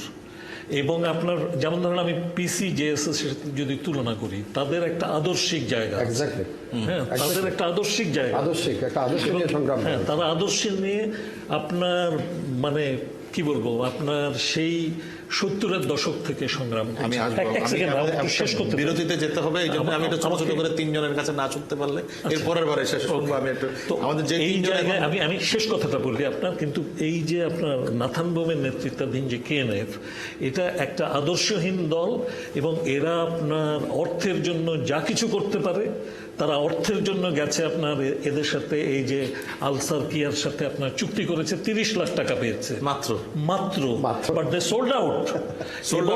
হ্যাঁ, এবং আপনার তার যেটা মানে হয়েছে এটি যে এরা অত্যন্ত- কিন্তু রাষ্ট্রবিরোধী, এবং এরা আপনার আজকে এই যে নর্দার্ন চীন স্টেট, সাউদার্ন মিজোরাম মিলে আজকে বাংলা এবং বাংলাদেশের বান্দরবনের একটা একাংশ, এদেরকে মিলে তারা একটা স্টেট ফরমেশনের ঘোষণা দিয়েছে, যেটা চরম রাষ্ট্রবিরোধী। এটা নিয়ে আলোচনা করব আমি আরো। এবং আমাদের আঞ্চলিক নিরাপত্তার জন্য হুমকি স্বরূপ। আঞ্চলিক আমাদের, নিরাপত্তার জন্য ভয়ঙ্কর হুমকি স্বরূপ। এবং তিন- আপনার এটা সেখানকার মানুষ কিন্তু গ্রহণ করে না, এমনকি সাধারণ বোমরাও এটাকে প্রত্যাখ্যান আমরা একটু 3 জন প্রতিনিধি এখনো বাকি আছেন, আমার তাদের কাছে একটু শুনতে হবে। 3 জনই আমাদের পার্বত্য অঞ্চলের 3টি জনগোষ্ঠীর প্রতিনিধিত্ব করেন। এর মধ্যে সুচিংপ্রু, তিনি রাজকুমার মারমা সম্প্রদায়ের আছেন। সমীর দত্ত চাকমা, তিনি চাকমা সম্প্রদায়ের, খাগড়াছড়ি পানছড়ি সরকারি কলেজের সাবেক অধ্যক্ষ। এবং এরপরে আছেন অধ্যাপক কেটি ইয়ং, তিনি রাখাইন জনগোষ্ঠীর প্রতিনিধিত্ব, কক্সবাজার সিটি কলেজের অধ্যক্ষ। আপনাদের কাছে একটু শুনতে চাই, আমি প্রথমে আপনার কাছে আসি একটু, যে এই যে বিভিন্ন জনগোষ্ঠীর মধ্যে এক ধরনের ইয়ের কথা বলা হয়, সম্প্রীতির জায়গাটি তৈরি হয়নি বা চুক্তির কারণে, আপনাদের নিজস্ব অনুভূতিটা কি? সমীর দত্ত চাকমা, সাবেক অধ্যক্ষ, পানছড়ি সরকারি কলেজ, খাগড়াছড়ি। সবাইকে আমার নমস্কার এবং শ্রদ্ধা। এবং একই সঙ্গে কুকি চীনের উত্থানটাকে আপনারা কিভাবে দেখেন? আসলে যখন আমরা তখন ছোট ছিলাম, যখন জেএসএস গঠন হয়, তখন কিন্তু এমএন লালমা, মানে ওই যে সে তো মানে এমপি ছিল, মানবেন্দ্রলাল। হ্যাঁ এমএন লালমা ছিলেন। উনি এমপি থাকতে পুরো হিলটেক্সটা ওনার সমস্ত লিডারের সাথে ওনার একটা সম্পর্ক ছিল। তখন তো একটি আসন ছিল বোধহয়। না না দুইটা ছিল। দুইটা আসন ছিল। তারপরে উনি কিন্তু সমস্ত মানে আমাদের যে মানে 13টা জাতিসত্তা ছিল, সেই জাতিসত্তার লিডারের সাথে কিন্তু তার একটা ঘনিষ্ঠ সবার প্রতিনিধিত্ব করতেন। করতেন এবং সম্পর্ক ছিল। উনি ঢাকায় বসে সবাইকে মানে নিয়ে আসতেন, বলতেন, এবং নিজে সময় পেয়ে বান্দরবন, রাঙ্গামাটি, কাগজে মানে যেতেন। এই যে একটা ওনার একটা আন্তরিক সম্পর্কের কারণ কিন্তু তখন ইন্টারক্লাইনের মধ্যে আমাদের একটা সম্পর্ক কিন্তু গড়ে উঠেছিল। এই গড়ে ওঠার কারণে ওনার সমস্ত মানে 13 জাতিসত্তা ওনার আন্দোলনে সামিল হয়েছিল। ওনার কিন্তু একটা বিজয়, উনি কিন্তু is the leader of all আমাদের যে তার মানে তিনি সকল জাতিসত্তার প্রতিনিধিত্ব করতেন। কিন্তু এখন কি সেটা হয়? এটা এখন আমি যেটা লক্ষ্য করছি, শান্তি চুক্তির পরিপ্রেক্ষিতে ফলে এটা তো পক্ষ বিপক্ষ অনেক, কেউ মানে কেউ মানে নাই, সেটা দেশে বিদেশেও কিন্তু অনেক দেশ কিন্তু এটা আমি বলবো আমাদের ভিতরেও আমাদের মধ্যেও কিন্তু অনেকে সেটা আমরা গ্রহণ করতে পারিনি, সেটা দেশে পারেনি এবং বিদেশে হয়তো পারেনি। এই জন্যে যারা পারে নাই, এই যে উনি বললেন ওখানে সত্য একটা কমিউনিটির মধ্যে এই যে শান্তি চুক্তি হওয়ার পথে মানে বেশ কয়েকবার 2-3বার আলোচনা হয়েছে, স্যার যেটা বললো, কিন্তু লাস্ট পর্যায়ে কেন সেটা ভেঙে গেল। তার মানে হচ্ছে যে হয়তো Nathan Bawm you continue movement এরকম কোনো উস্কানিও আছে? থাকতে পারে আমার মনে হচ্ছে। নাহলে আমি কথাটা বলছিলাম এক্সটার্নাল এন্ড আদার্স। হ্যাঁ, এটা বাইরের ভিতরে কিন্তু সেটা আছে। আমরা এত আন্দোলন আমরা শেষ করতে পেরেছি, নাথান বোমকে আমরা কেন থামাতে পারতেছি না? খুবই গুরুত্বপূর্ণ প্রশ্ন। আমি যেহেতু একটা বিরতি যেতে হবে, একটু অল্প উপলক্ষ করে আপনাদের দুজন কাছ থেকে শোনা হয়নি, আমি আবার আসবো আপনাকে, সমীর দত্ত চাকমা আপনার কাছে। সুচিংপ্রু, আপনি তো রাজকুমার মামা সম্প্রদায়ের, খাগড়াছড়ি, আপনার কি মনে হয় যে এই যে বিভিন্ন জনগোষ্ঠীর মধ্যে এক ধরনের সম্প্রীতি তৈরি করার ব্যাপারটা যেমন আছে, একই সঙ্গে এই কুকি চীন নাম দিয়ে নাতান বোমের উত্থান, আপনারা পার্বত্য চট্টগ্রামের একটি জনগোষ্ঠীর আপনি নিজে একটা প্রতিনিধিত্ব করেন, আপনার কি মনে হয়? ধন্যবাদ। আজকে 71 টিভিতে গোল টেবিলে অংশগ্রহণের সুযোগ পেয়ে ধন্যবাদ শ্যামল, শ্রদ্ধেয় শ্যামলদা। আসলে আমার অভিজ্ঞ বলছে যে কুকি চীনের বিষয়, কেএনএফের বিষয়টা আমার মনে হয় সংঘাতে না গিয়ে তাদের সাথে সরকার বা রাষ্ট্র একটা যেটা শান্তি কমিটি হয়েছে ওইটাকে আরো স্ট্রংলি চাঙ্গা করে যদি তাদের সাথে বসে সমস্যা ইয়ে করা যায় তাহলে জিনিসটা ভালো হয়। কিন্তু যদি যেটি বলছেন যে দেশীয় এবং আন্তর্জাতিক উস্কানিদাতা থাকে তাহলে কিভাবে কি করবেন? সেটা থাকতে পারে, এটা কোনো ইয়ে না। আমাদের প্রতিবেশী দেশ যেটা আছে মায়ানমার আছে, তারপরে আবার এদিকে ভারত আছে, এটা আপনার অদৃশ্যই আর কি। আমাদের সাবেক বান্দরবানের শ্রদ্ধেয় সাবেক ব্রিগেড কমান্ডার সাহেব আছেন, আমাদের সাবেক চেয়ারম্যান জেলা পরিষদের আমাদের লুসাই মুরব্বী আছেন, আরও অনেকে আছেন এখানে মুরব্বী। আমাদের মেজর এন্দাজ সাহেব আছেন, তারপর যে মেজবাউদ্দিন সাহেব আছেন, মানন সাহেব আছেন, অভিজ্ঞ লোক যারা আছেন। আমি যেটা মনে করি পার্বত্য চট্টগ্রামের বিষয় আমাদের মাননীয় প্রধানমন্ত্রী জাতির জনক বঙ্গবন্ধুর সুযোগ্য কন্যা, উনি যেই শান্তি চুক্তি উনি স্ট্রংলি সাহস করে, যেটা কোনো বিদেশের সাহায্য ছাড়া উনি যে শান্তি চুক্তিটা করেছেন, এটা অনেকটা এগিয়ে, সময় অবশ্যই লাগবে এটা বাস্তবায়ন হতে, অনেকটা বাস্তবায়ন হয়ে গেছে। আমি মনে করি উনি এই বান্দরবানের যে বর্তমান ঘটনা কুকিচিনির বিষয়টা যদি একটু শক্ত করে উনি একটা উদ্যোগ নেন, সবাইকে নিয়ে, এখানে সবাইকে এগিয়ে আসতে হবে, সামরিক থেকে বেসামরিক থেকে জনগণ রাজনীতিবিদ থেকে সকলকে যদি এগিয়ে এসে যদি একটা সলিউশনে যেতে পারে আমার মনে হয় এটা তাহলেই হবে। আমি একটু এই পর্যায়ে অধ্যাপক ক্যাটি ইয়ং, আপনি হিলের বাইরে একটি জনগোষ্ঠীর প্রতিনিধিত্ব করেন, রাখাইন জনগোষ্ঠী, যেটি তারাও নিশ্চয় দেখেন যে এই অঞ্চলে কি হচ্ছে ডেভেলপমেন্ট। আপনার কি মনে হয় যে এই যে লেফট ফিল করা, যে আমরা আসলে নেই বিবেচনার মধ্যে, তারপরে হচ্ছে এই ধরনের উগ্রবাদিতার চিন্তার তৈরি হওয়া, যেটা আসলে অনেকের মধ্যে এক্সপেকটেশনটা হচ্ছে শান্তি চুক্তির পরে অনেকে হয়তো নানা রকম অ্যানালাইসিস করেন, কিন্তু আমরা যারা দেখি যে শান্তি চুক্তির আগে কি ছিল পার্বত্য চট্টগ্রাম, শান্তি চুক্তির পরে পার্বত্য চট্টগ্রামের চেহারাটা কি দাঁড়িয়েছে, এটি অনেকে হয়তো বিশ্বাসই করবে না যে 96-এর আগ পর্যন্ত পুরো মানে রাঙামাটি, খাগড়াছড়ি, বান্দরবন বা আরও যে অঞ্চলগুলো আশেপাশে আছে সেটি একটা ব্যাপার ছিল। কিন্তু আপনারা কিভাবে দেখেন রাখাইন জনগোষ্ঠীর পুরো বিষয়টা, জনগোষ্ঠীর ফিলিংসটা কি? ধন্যবাদ, সবাইকে শুভেচ্ছা জানাচ্ছি। আসলে আমরা কক্সবাজারে থাকলেও বিভিন্ন কারণে কিন্তু বান্দরবন আমাদের সাথে আপনার সাথে লাগানো, কারণ আমাদের রাখাইন জনগোষ্ঠীর বেশ কিছু অংশ ব্যবসা বাণিজ্য থেকে শুরু করে সবকিছু কিন্তু বান্দরবনের সাথে আমাদের খুব ক্লোজলি রিলেটেড। যে অঞ্চলের এইটা হচ্ছে, যেটা বলবো আমি, এই যে রুমার ওয়ানসারি থাংসে, ওইখানেও কিন্তু আমাদের রাখাইন জনগোষ্ঠী কম নাই, কিন্তু ওখানে তাই এই কারণে আমরাও কিন্তু এখানে বিচ্ছিন্ন না। এই যে আপনার কুকি চীনের উত্থান, আগে যারা আমার সেই বিজ্ঞ মানুষরা বলে গেছেন, এখানে উত্থানের ফলে যে একটা অশান্তি পরিবেশ সৃষ্টি হচ্ছে, সেক্ষেত্রে কিন্তু আমরাও শঙ্কিত। আর যদি চিন্তা করি পার্শ্ববর্তী দেশ মিয়ানমারে আরকান স্টেটের, যেটা রাখাইন স্টেটে যে ঘটনাগুলো ঘটছে আরকান আর্মির সাথে, এইখানেও কিন্তু অনেক কিছু ঘটনার সাথে জড়িত হয়ে যাচ্ছে। এটা আমার কাছে মনে হয় প্রথমে ছিল সামরিক জান্তার সাথে শুধুমাত্র আরকান আর্মির সাথে যুদ্ধ ছিল এটা, কিন্তু এখন আরো একটা পক্ষ এখানে যুক্ত হয়ে যাচ্ছে। সেটা হচ্ছে কি আপনার ওইখানে যারা আগে থেকে একটু সক্রিয় ছিল, সেটা হচ্ছে আরসা, ARA, RSO, ওরাও কিন্তু সামরিক জান্তার সাথে মিলে আরকান আর্মি প্রতিপক্ষ হয়ে দেখা দিয়েছে।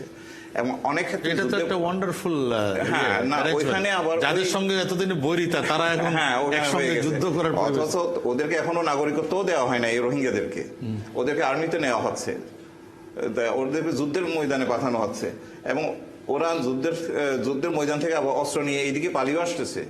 সে অস্ত্রগুলো কোথায় যাচ্ছে সেটাও তো এদের কাছেও তো যেতে পারে, কুকি চীনের কাছে।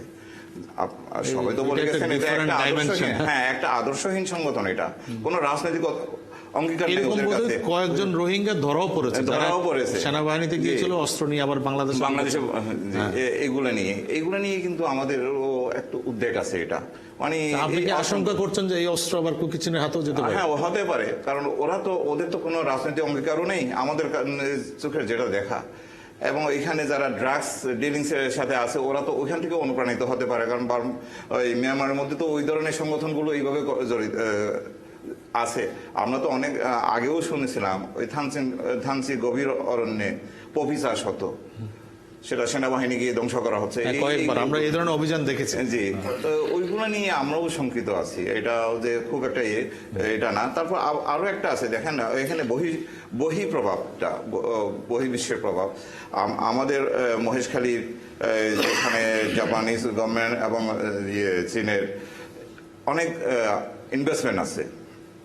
এখন ওই আমাদের পার্শ্ববর্তী মিয়ানমার যদি দেখি, জান্তা সরকারকে ব্যাকিং করতেছে রাশিয়া, তারপরে আবার এনইউজি যেটা এক্সাইল গভর্নমেন্ট, মানে যারা ওই ক্ষমতাচ্যুত, ওদেরকে ব্যাকিং করতেছে ওয়েস্টার্ন ব্লক, আমেরিকা লিগিং। আর যারা তার মানে গ্লোবাল প্লেয়াররা এখানে তারপরে যারা এই যে আপনার বিভিন্ন জাতি গোষ্ঠী যুদ্ধ করতেছে, ওদেরকে চীন এবং ইন্ডিয়া। তো এই প্লেয়ার গুলো তো বাংলাদেশকেও বাদ দেবে না, আমার কাছে কিন্তু সেটাই মনে হচ্ছে। অধ্যাপক ক্যাটি ইয়ং একটি নতুন প্রেক্ষিত উন্মোচন করলেন, কিন্তু আমাদের একটা বিরতিতে যেতে হবে। সুপ্রিয় দর্শক, যেটি টেলিভিশন চ্যানেলগুলোতে হয় যে একটি সংবাদ বিরতি, ছোট্ট একটি বিরতি, আমাদের কয়েক মিনিটে আমরা হয়তো সংবাদ শিরোনামগুলো শুনে আবার আমরা এই আলোচনায় ফিরবো। ততক্ষণ আমাদের সঙ্গে থাকার জন্য আপনাদেরকে অনুরোধ জানাচ্ছি। আমরা আলোচনা করছিলাম অশান্ত পাহাড়ি জনপদ, সহিংসতা বনাম সমৃদ্ধি, এডিটর্স গিল্ডের যে নিয়মিত আয়োজন, আমরা আবার ফিরবো সেই আলোচনায়। সুপ্রিয় দর্শক, আপনাদের আবারও স্বাগত জানাচ্ছি এডিটর্স গিল্ডের সাপ্তাহিক আয়োজন গোলটেবিলে। আপনাদের সঙ্গে আছে আমি শ্যামল দত্ত। আমরা আলোচনা করছিলাম অশান্ত পাহাড়ি জনপদ, সহিংসতা এবং বনাম সম্প্রীতি। প্রথম পর্বের আলোচনায় বেশ কিছু গুরুত্বপূর্ণ বিষয় উঠে আসছে, বিশেষ করে আমাদের জনাব এমদাদ বলেছেন যে আমরা ওভার রিয়্যাক্ট করছি, এত বেশি গুরুত্ব দেওয়ার কিছু নেই। আবার আমাদের অধ্যাপক মেজবা কামাল বলেছেন যে আমরা আসলে এই ধরনের একটি সংগঠন যার কোনো আদর্শ নেই, টাকার বিনিময়ে তারা যে কিছু করতে পারে। ফলে এই পর্বে আমরা একটু দেখতে চাই যে কোন দিকে আমাদের অগ্রসর হওয়া দরকার। বাস্তবতা এটাই যে এরকম পার্বত্য অঞ্চলের যে শান্তির একটি আবহ, সেটি বিনষ্ট করার জন্য ছোট্ট একটি বিষয় এনাফ। আমরা এখান থেকে মুক্তি চাই এবং এর ওয়ে ফরওয়ার্ড, সামনের দিকে কীভাবে আমরা অগ্রসর হব, সেটি কিন্তু আমাদের এখন একটি আলোচনার বড় বিষয়। আমি আপনার কাছে আসতে চাই জনাব এমদাদ, যেটি আপনি বলেছিলেন যে এটি আমরা অতিরিক্ত করছি, রিয়াকশন দেখাচ্ছি না, কিন্তু একই সঙ্গে কিছু কিছু কথা আসছে, যেমন আমাদের কয়েকজন বক্তা বলেছেন যে তাদের সঙ্গে রোহিঙ্গাদের ইনভলভ হয়ে যাচ্ছে, রোহিঙ্গাদের কাছে আসা অস্ত্র আবার এদের হাতে যেতে পারে। এই অশুভ একটি তৎপরতাও কিন্তু একটি আশঙ্কা তৈরি করে। না, এটা যদি আপনি ধন্যবাদ। আসলে এটা খুব ম্যাক্রো লেভেলে গিয়ে যে এটার কোনো ইম্প্যাক্ট, এটা হয়তো একদম মাইক্রো লেভেলে খুব নিচু স্তরে হয়তো দু একজন অর্থের বিনিময়, যেটা টাকা পয়সার বিনিময়, যেটা আমাদের দেশও ছোটখাটো সন্ত্রাসী অস্ত্র কেনা বেচা করে, সেরকম কেনা বেচা হলে এটা আসছে না। কিন্তু ইকুয়েশনটা যদি এরকম হয় যে মায়ানমারের সেনাবাহিনীতে যে সমস্যাটা আমাদের সমাধান হচ্ছে না, এতগুলো রোহিঙ্গা শরণার্থী, প্রায় 11 লক্ষেরও বেশি শরণার্থী এখন বাংলাদেশে, তাদের কেউ এখন আবার সশস্ত্র যুদ্ধের জন্য আরাকান আর্মির বিরুদ্ধে হচ্ছে, তারা আবার বাংলাদেশে আসছে, তাদের অস্ত্র আবার কুকি চীনের কাছে যাচ্ছে। এইরকম ইকুয়েশন তো ভয়াবহ। এটা এখানে একটা অপকৌশল বলেন অথবা তাদের জনবলের যে ঘাটতি, মিয়ানমার সেনাবাহিনী টমাটোর জনবলের সংকট তাদের আছে, সেখানে দুটা জিনিসকে হয়তো তারা সামনে রেখে এই কাজটা করে যাচ্ছে। রোহিঙ্গাদের এখন তার সেনাবাহিনীতে এই যে ইন্ডাকশন যেটা না হচ্ছে, এবং বিভিন্ন তথ্য যেগুলি যে প্রকাশের মাধ্যমে এটাই জানা যাচ্ছে যে 1000-এর উপরে তারা এখন অলরেডি তারা নিয়েছে রোহিঙ্গাদেরকে, এবং যারা ওই পারে যারা রয়ে গেছে তারা। কিন্তু মায়ানমার সেনাবাহিনী আমাদের কোনো শরণার্থী নিয়ে যায় না, ঠিকই আবার এখানে সশস্ত্র বাহিনীতে ট্রেনিং বলছে। আমাদের এই যে থ্রেট পারসেপশনের কথাটা বলছি, যখন এখন ইনিশিয়ালি তারা আস্তে আস্তে আরাকান আর্মির মুখোমুখি করানোর জন্য নিচ্ছে, সেখানে যখন আরাকান আর্মির সাথে, যেটা একটা ইকুয়েশন ছিল যে আরাকান আর্মি যদি ওখানে তাদের ইনফ্লুয়েন্সটা এস্টাবলিশ করে, তাইলে হয়তো আরাকান আর্মির সাথে একটা ভিতরে কেউ আমাদের যারা যারা খুব চিন্তা করে এটা বা কৌশল প্রণেতা, তারা মনে করেছে যে হয়তো আরাকান আর্মির সাথে একটা নেগোসিয়েশনের মাধ্যমে সেটাকে নিয়ে যাবে, বা এনইউজির সাথে অনেকে বলছিল ভিতরে একটা সম্পর্ক গড়ে তোলার জন্য।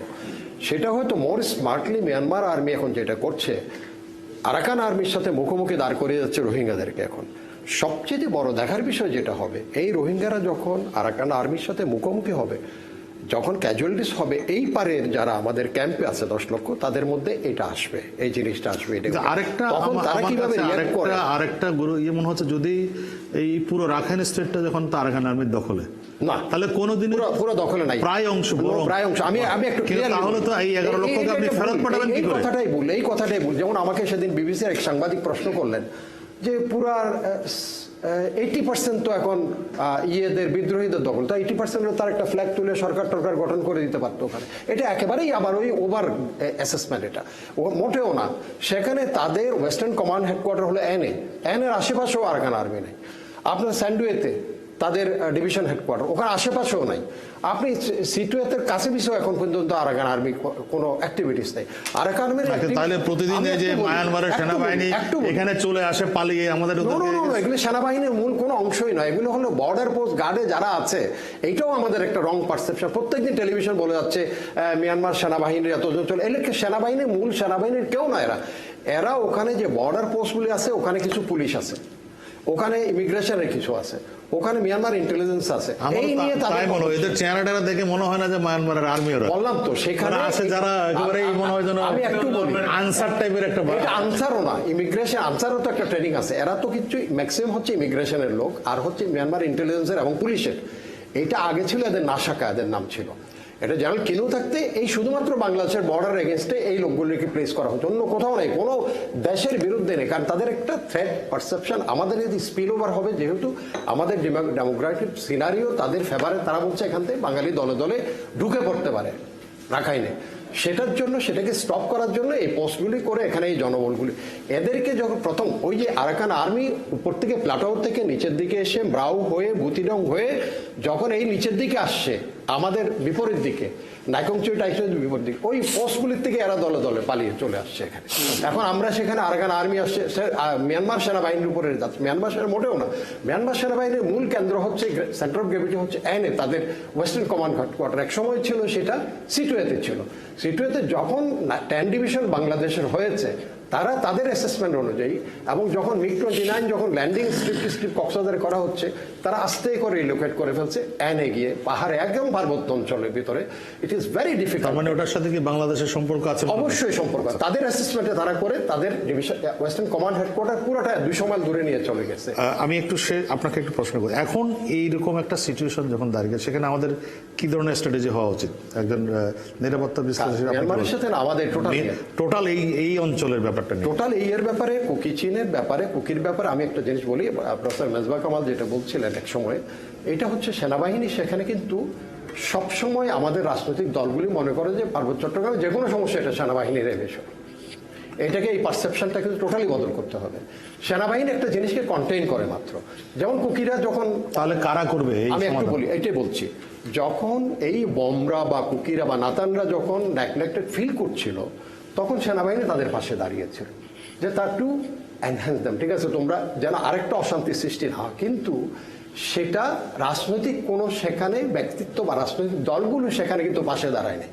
সেনাবাহিনীর কাছে আছে অস্ত্র, সেনাবাহিনী অস্ত্র দিয়ে তো আর এই সবসময় এগুলো রিজলভ হবে না। আপনি এখন মনে করেন চিটং পার্বত্য যে কোনো সমস্যা হচ্ছে, আমাদের সমতলের রাজনৈতিক বড় দলগুলি মনে করে এটা সেনাবাহিনী সমাধান করবে। যদি এটা যতদিন এটা না হবে, সেনাবাহিনী এখানে দোষ দিতে হবে। এখন মনে হচ্ছে যে সেনাবাহিনী বোধহয় নাতানকে প্যাট্রোনাইজ করে। আপনার কি মনে হয়? আমি একটু আসছি, ডক্টর সাখাওয়াত হোসেন, আপনি কি মনে করেন যে এই জায়গার একটা স্থায়ী ব্যবস্থাপনার জন্য আমাদের কি ধরনের উদ্যোগ নেওয়াটা জরুরি? আমি এমদাদের কথা থেকে একটু কিউটা নিচ্ছি। আমি যখন ওখানে ছিলাম, আমার ব্যক্তিগত সবসময় বলতাম যে এটা সামরিক বাহিনীর সমস্যা নয়। Exactly, this is a political problem. Politically have to solve. Army যেটা করতে পারে সেটা হচ্ছে অ্যাকর্ডিং টু সে যেটা বলছে কন্টেইন। আমি এই কথাগুলো ওনাদের সাথে আলাপ করছি যে দেখেন, আমি আপনাকে হেল্প করতে পারবো, কিন্তু সমস্যাটা কিন্তু আমার না। সমস্যাটা হচ্ছে বেসামরিক হয়েছে। এখন ব্যাপারটা হলো যে কুকি চীনের রাইজটা, সে বললো যে ওভার সিম্পলিফাইড। এই জায়গাতে আমি একটু কারেকশন দিচ্ছি। ওভার সিম্পলিফাইড ঠিক হয় নাই বা ওভার এমফাসাইজড হয় নাই। You can imagine there were one JCO killed, one officer was seriously injured প্রথম দিকে আর্মির সদস্য নিহত হয়েছিল। That means 3 people were killed। পরে আরো 2জন মারা গেছিল অন দেয়ার কাজে এটাকে না, কিন্তু আমি এগুলো কি আমাদের ফেলিউর কিনা? আমরা কি প্রপার অ্যাকশন নিই না? প্রপার আমি বলি আপনাকে একদম টোটালি ফেলিয়ার। ও যেটা বলছে আমি 100% এগ্রি। আমি একটা শান্তি চুক্তি সাইন করছি 97, দ্যাটস ইট। সেখানে আমি লোকাল যে বডিগুলো আছে তাদেরকে কোনো ন্যাশনাল বা ন্যাশনাল নিচের কোনো পলিটিক্সে জড়িত করেছেন? করেন না। কারণ আপনি পার্টি রেজিস্ট্রেশন করে দিচ্ছেন। আর কারণ আমি তখন বলছিলাম যে রিজনাল পার্টিগুলোকে রেজিস্ট্রেশন করো ফর লোকাল ইলেকশনস।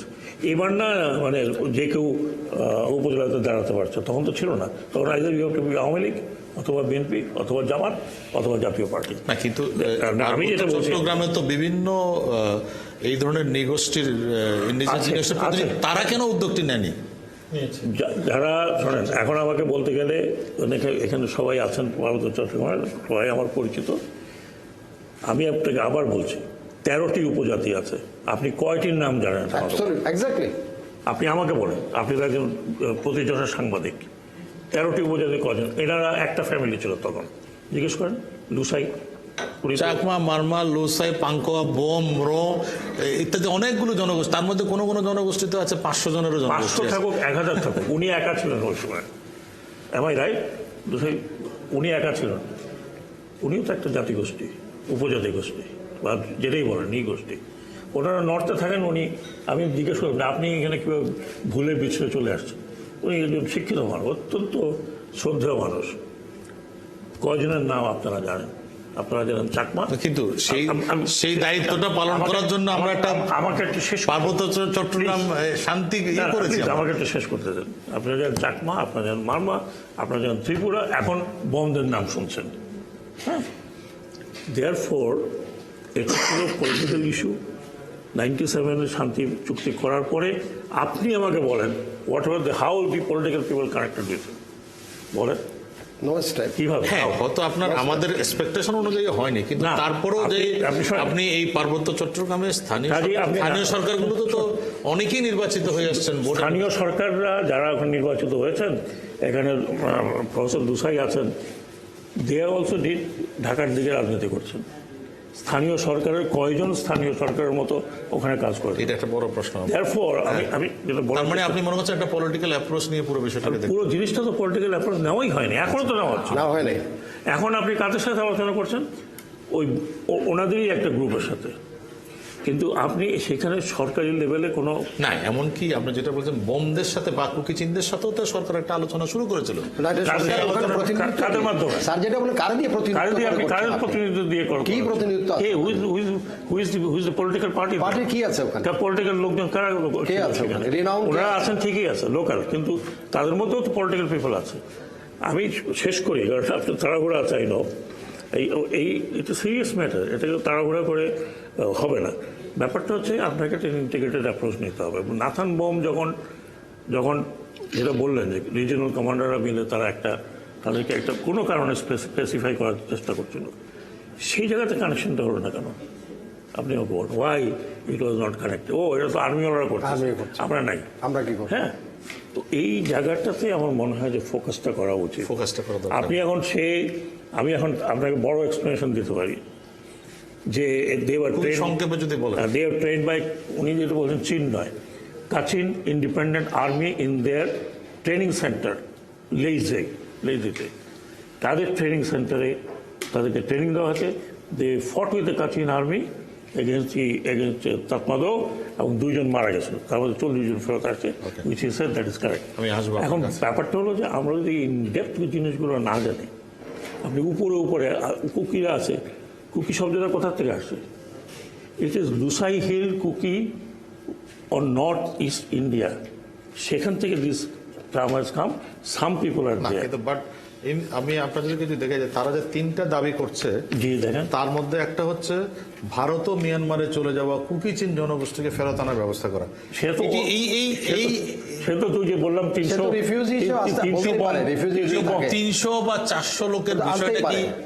এটা তো কোনো বড় দাবি, এটা কোনো বড় দাবি না, কিন্তু মূল দাবিটা পড়েন না আপনি। মূল দাবিটা তারা একটা সাহিত্য অঞ্চল দাবি করছে। কুকিচিনের, কিন্তু কুকিচিনের ইয়েটা কই?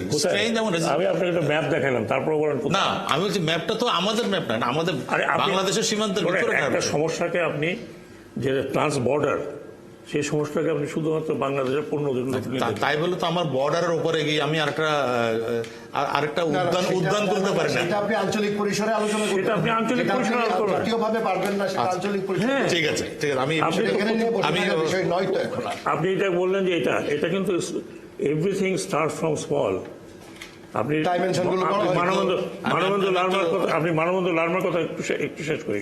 মানববন্ধু লার্মার কথা চিন্তা করেন, কি কথা থেকে কোথায় গেছে। হ্যাঁ জানি, সেটা লম্বা প্রেক্ষিত। Let's not ignore it. আপনি বলছিলেন যে কুকি চীন একটি আদর্শবাদী সংগঠন নয়, তাদের কোনো সেই রকম ইডিওলজিক্যাল বেস, পলিটিক্যাল বেস নেই, কিন্তু তারা যে দাবিগুলো করছে এটা তো বিশাল বিশাল দাবি। একটা হচ্ছে স্বায়ত্তশাসিত অঞ্চল করতে হবে, রোমা তানচির ওয়াংচরি, কুকি চীনের প্রশাসনিক অঞ্চল করতে হবে, do they represent that type of political straight? আইডিয়াটা কোথেকে আসলো? আচ্ছা, আমি আপনার এই প্রশ্নে যাচ্ছি, তার আগে আমি একটা কথা বলতে চাই যে কুকি চীনের যে মানে এই যে Bawm, to be specific, Bawm জনগোষ্ঠীর যে 300 যে সময় লিখেছে, এটার সংখ্যা আর একটু বেশি, এখন বোধহয় বাড়ছে। হ্যাঁ, এটার সংখ্যা আর একটু বেশি, এটা ধরুন না, কিন্তু 400-500। তার বাইরেও 12,000 তো বাংলাদেশে আছে। না, তারা কালকে সংবাদ সম্মেলন করেছে, 10,000 ইন্ডিয়াতে আছে। 10,000, হ্যাঁ। 3,000 ইসে আছে। তারা কি বাংলাদেশি জনগোষ্ঠী? না, আমি অ্যাফিনিটি। শুনুন, আমি একটু আপনি ওয়েস্ট বেঙ্গলের সাথে অ্যাফিনিটি আপনি করেন না, ওই বাঙালি। ওয়েস্ট বেঙ্গল অ্যাফিনিটি বলেন, ওই এফিনিটি করলে মণিপুরে তো আরো অনেক আছে। মণিপুরে অনেক আছে। একটু বলার সুযোগ দেন। হ্যাঁ, আমি মানে যে কথাটা বলতে চাই সেটা হচ্ছে যে এখন পার্বত্য চট্টগ্রামের প্রধান জনগোষ্ঠী তো চাকমারা, কিন্তু আপনার একটা সময় আমরা ইতিহাসের দিকে তাকালে পার্বত্য চট্টগ্রামের মানে সবচেয়ে শক্তিশালী জনগোষ্ঠী ছিল কিন্তু কুকিরা। হ্যাঁ, কুকিরা ছিল। আমরা যদি পুরনো যে বইগুলো দেখি, তখন কিন্তু কুকিরাই ছিল ডমিনেন্ট। বার্মিজদের সাথে দে ফট এগেইনস্ট দ্য বার্মিজ, দ্য কুকিরা বড় বড় যুদ্ধ করেছে। তো সেই ক্ষেত্রে সেই কুকিরা কিন্তু আস্তে আস্তে পার্বত্য চট্টগ্রাম থেকে ডিসপ্লেসড হয়ে গেছে এবং তারা আপনার যে আশেপাশে আশ্রয় নিয়েছে। তো এখন যে দাবিটা তুলছে তারা, সেই দাবিটা আপনার হচ্ছে যে কুকিরা চলে গেছে এখান থেকে, তারা ডিসপ্লেস, তাদেরকে ফেরত আনা হোক।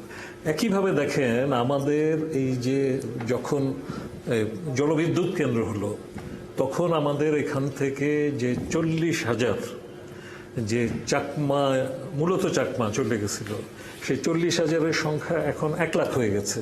তারা এখন অরুণাচলে আছে এবং অরুণাচলে কিন্তু তাদের বেশিরভাগেরই এখনো নাগরিকত্বের স্বীকৃতি হয় নাই এই এত বছর পরেও।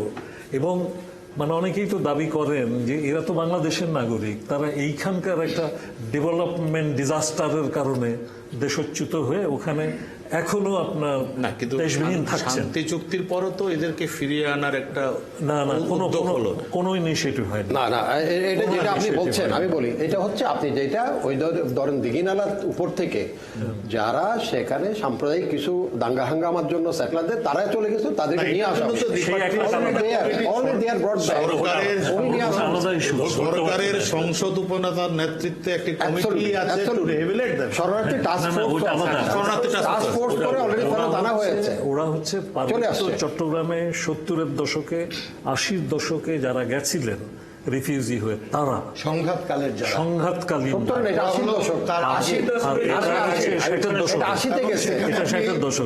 ত্রিপুরা এবং অরুণাচলে কিন্তু তাদের সমিতি আছে। আচ্ছা, হ্যাঁ, আসতে চায়। আপনি একটু শেষ করেন। তো ওরকম আপনার এই কুকিরা হয়তো এখন দাবি করছে, কিন্তু আমি আপনার এই যে লেটেস্ট যে 400-500 কুকি গেছেন, কুকি না বোম গেছেন, তারা কেন গেছেন, এইটা কিন্তু আমি মনে করি আজকের জন্য খুব প্রাসঙ্গিক আলোচনার জন্য। কারণ আপনার যেটা হয়েছে যে সবসময় যেটা হয়, দেখেন যে আমাদের এখানে যখন স্টেটের কোনো বাহিনী, আমি কোনো নির্দিষ্ট বাহিনীকে অভিযুক্ত করছি না, আমাদের অপারেশনের স্টাইলটাই হচ্ছে এরকম, যখন অপারেশন করে তখন তারা ধরেন ওই যে কতগুলো ব্যবস্থা নেয়, তো সেই ব্যবস্থা মানুষের জীবনের উপরে কি ইম্প্যাক্ট হচ্ছে এটা হয়তো খেয়াল করা হয় না।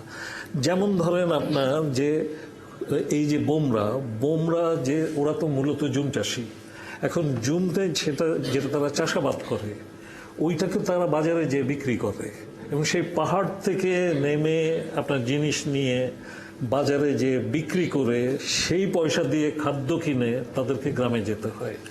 এখন যদি আপনার নিয়ম করা হয় যে তোমার বাজারে সপ্তাহে একদিনের বেশি যেতে পারবে না, কিংবা এক পরিবার থেকে একজনের বেশি যেতে পারবে না, কিংবা যদি নিয়ম করা হয় যে তুমি 5 কেজির বেশি চাল কিনতে পারবে না, এটা যদি নিয়ম করা হয় তখন আপনার কি হবে? এই মানুষগুলো তো খাবারের অভাবেই আপনার অস্থির হবে। আসলে এটা কেন করা হয়? এখন যে পরিস্থিতি এখন সেরকম ওই করা হয়েছে পরিস্থিতি বলে হচ্ছে। সেরকম কিন্তু করা হয়েছে বলে আমি পার্বত্য দীর্ঘ সময় শোনেন, অনেক এটা লম্বা হয়েছে আমরা কমিউনিটির কাছ থেকে খবর পেয়েছি। কমিউনিটি এখন এটা হয়তো এক্সাজারেশন হয়েছে, কারণ আমি তো দীর্ঘ সময়, এই যে ওনারা তো জান, আমি তো দীর্ঘ সময় যেখানে পার্বত্য চট্টগ্রামে ছিলাম, বরং আমরা একটা জিনিস আমি এখনকার কথা একটু বলি স্যার, আমি এটা একটু বলি, আমরা এখানকার ব্যাটাল ইন্ডিকেশন আমরা একটু বলি স্যার উইথ ইউর পারমিশন। আমরা দেখতাম যে হঠাৎ করে শান্তিবাহিনী হয়তো তাদেরকে আজকে ওই জায়গায় আমরা অপারেশন চালাবো আশেপাশে, আজকে বাজার সাজারে যায়ও না, তারা হয়তো সেজন্য আমরা ওইটা দেখে ব্যাটালে আমরা বুঝতাম যে একটা ঘটনা ঘটতে যাচ্ছে। এটা কিন্তু সেনাবাহিনী ওই রিডটা সবসময় রিডিংটা নিত যে আজকে স্কুল কলেজের ছাত্রছাত্রী কম আসছে, তার মানে হচ্ছে something is going to B happen, এরকম। বাট কখনো এটা বলা হয় নাই যে তুমি তোমার উৎপাদিত পণ্য নিয়ে বাজারে আসতে পারবে না বা বাজার থেকে কিনতে পারবে না। I never hard it. আমি আপনার এই স্থানীয় কিছু রিঅ্যাকশন হতে পারে। বোমের যে আপনার অপারেশন বোমদের বিরুদ্ধে শুরু হলো তারপরের কথা বলছি, এবং এই 300-400 পরিবার বা 400 তাহলে শাকাউত স্যার আমি এখনকার কথা আমার তো দরকার নেই, এখানে বাকিরা আছে তো। আমি এখনকার কথা বলছি। আচ্ছা, আপনারা একটু খোঁজ নিয়ে দেখেন আসলে যে জন্য আপনার একটা স্টেটমেন্ট কিন্তু পার্বত্য চট্টগ্রাম যে আন্তর্জাতিক আপনার কমিটি আছে, কমিশন আছে, তারা কিন্তু একটা স্টেটমেন্ট করেছে যেন এই যে তারা কুকি চীনকে সমর্থন করে না, কিন্তু আপনার তারা যেটা বলছে যে সাধারণ তাদেরকে দমন করতে যে যেন সাধারণ মানুষ এখন একটা এক্সট্রাঅর্ডিনারি সিচুয়েশন, কারণ একটা পরপর তো ওখানে আছেন,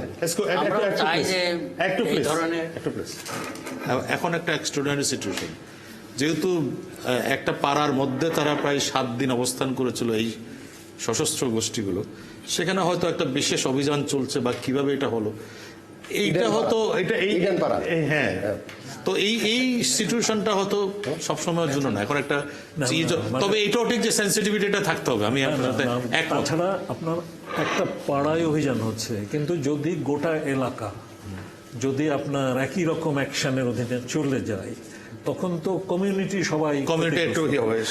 সেই জন্য কমিউনিটি গতকাল প্রেস কনফারেন্স করেছে, তারা বলছে আমরা সংকটে আছি এবং এই ধরনের ইয়েগুলো বন্ধ করতে হবে। এটা আরো দু একটা কথা বলে দিই। আমি আসলে মনে করি কি জানেন, মানে পার্বত্য চট্টগ্রামে শান্তি প্রতিষ্ঠা করেছিল কিন্তু শান্তি চুক্তি, এবং আমাদের শান্তি চুক্তি যে শর্তগুলো সেগুলো যদি বাস্তবায়ন করা না হয় তাহলে কিন্তু এই কেএনএফ এর মতো আরো বহু সংগঠন তো সেই জন্য আপনার আমি মনে করি পার্বত্য চট্টগ্রাম যে শান্তি চুক্তি সেটা ছিল একটা রাজনৈতিক সমস্যাকে রাজনৈতিকভাবে সমাধানের জন্য মাননীয় প্রধানমন্ত্রীর উদ্যোগ, এবং সেটাতে সামিল হয়েছিল পিসিজেএসএস। আমি মনে করি যে পিসিজেএসএস কে সাথে সম্পর্কে যে দূরত্ব তৈরি হয়েছে সেই দূরত্বকে কমিয়ে এনে আপনার এইখানে পার্বত্য চট্টগ্রাম শান্তি চুক্তি সেটাকে বাস্তবায়ন করা দরকার। এইটা করলে কিন্তু পার্বত্য চট্টগ্রামের অনেক সমস্যা দূর হবে। আরেকটা লাস্ট পয়েন্ট আমার, যে দেখেন মাননীয় প্রধানমন্ত্রীর একটা ঘোষণাকে তৎকালীন চিফ সেক্রেটারি তিনি ভুলভাবে ব্যাখ্যা করে সমস্ত কোটা বাতিল করে দিয়েছেন, যেখানে মুক্তি যোদ্ধার কোটাটাকে সংকুচিত করার কথা ছিল। সেইখানে আপনার সমস্ত এই যে আমাদের যে আদিবাসীদের যে কোটাগুলো সেই কোটাগুলো সব বন্ধ করে দেওয়া হয়েছে। আমি তো মনে করি কোটাগুলো, কারণ এটা আপনার পড়াশোনার সাথে যুক্ত, এটা আপনার চাকরি বাকরির সাথে যুক্ত, এরপরে বিসিএস এ তো আপনারা কেউ আসতে পারছে না। এই কোটা সিস্টেমটা চালু করা দরকার, অবশ্যই 5% কোটা, এবং যেটা সেই ক্ষেত্রে আপনার আমরা ঢাকা ইউনিভার্সিটিতে যেটা করি এখন, যে আমরা এখন খেয়াল করি, গোড়ার দিকে খেয়াল করি দিই যে আপনার কোটাটা কে পাচ্ছে। এখন কিন্তু খেয়াল করি যে আপনার যারা সংখ্যায় কম জাতি সেই জাতি যেন কোটাগুলোর ক্ষেত্রে অগ্রাধিকার পায়। অবশ্যই যারা বড় জাতি চাকমা, সাঁওতাল, গারো তারাও পাবে, কিন্তু যারা সংখ্যায় কম তারা যেন একেবারে ক্ষুদ্র ক্ষুদ্র যে একেবারে যে সংখ্যা আমি সেটাও কিন্তু কোটাকে ইন্ট্রোডিউস করতে হবে, রিইন্ট্রোডিউস করতে হবে ইমিডিয়েটলি। যদি সুযোগ থাকে তাহলে আপনার কাছে আবার আসবো। আমি অধ্যাপক তানজামুল ভাই আপনার কাছে আসতে চাই যে আপনি কি মনে করেন যে এখন আপনি যেহেতু সেই এলাকায় এখনো বসবাস করেন, এই সাম্প্রতিক ঘটনাবলীর প্রেক্ষিতে যে প্রতিক্রিয়াগুলো তৈরি হয়েছে, কি ধরনের পদক্ষেপ নেওয়াটা জরুরি মনে করেন যে একটা শান্তির পরিবেশ তৈরি করার ক্ষেত্রে? আসলে আপনি এই পয়েন্টটা খুবই জরুরি বর্তমানের অবস্থার প্রেক্ষিতে। আমি আমার ফিলিংস থেকে এবং আমার ওই কুকি চীন বা বোম সম্প্রদায়ের থেকে তাদের অবস্থানগুলি দেখে সত্যিই আমরা খুব দুঃখ পাই। কারণ এখন আম বাগানে আম বিক্রি করতে পারতেছে না। আনারস একমাত্র বোম সম্প্রদায়ে আনারস চাষ করে, এই জাইন কুইন বলেন, হানি কুইন বলেন, সবগুলি তারাই করে। ভালো আনারস পাওয়া যায়। পেঁপে করে, তারপরে আপনার পেঁপের চাষ করে, পেঁপের ফলন দেয়, ড্রাগন ফ্রুটসের চাষ করে, তারপর কফি চাষ করে, এরা কফি বিনস এরা বিক্রি করে। এগুলি কিছুই করতে পারতেছে না।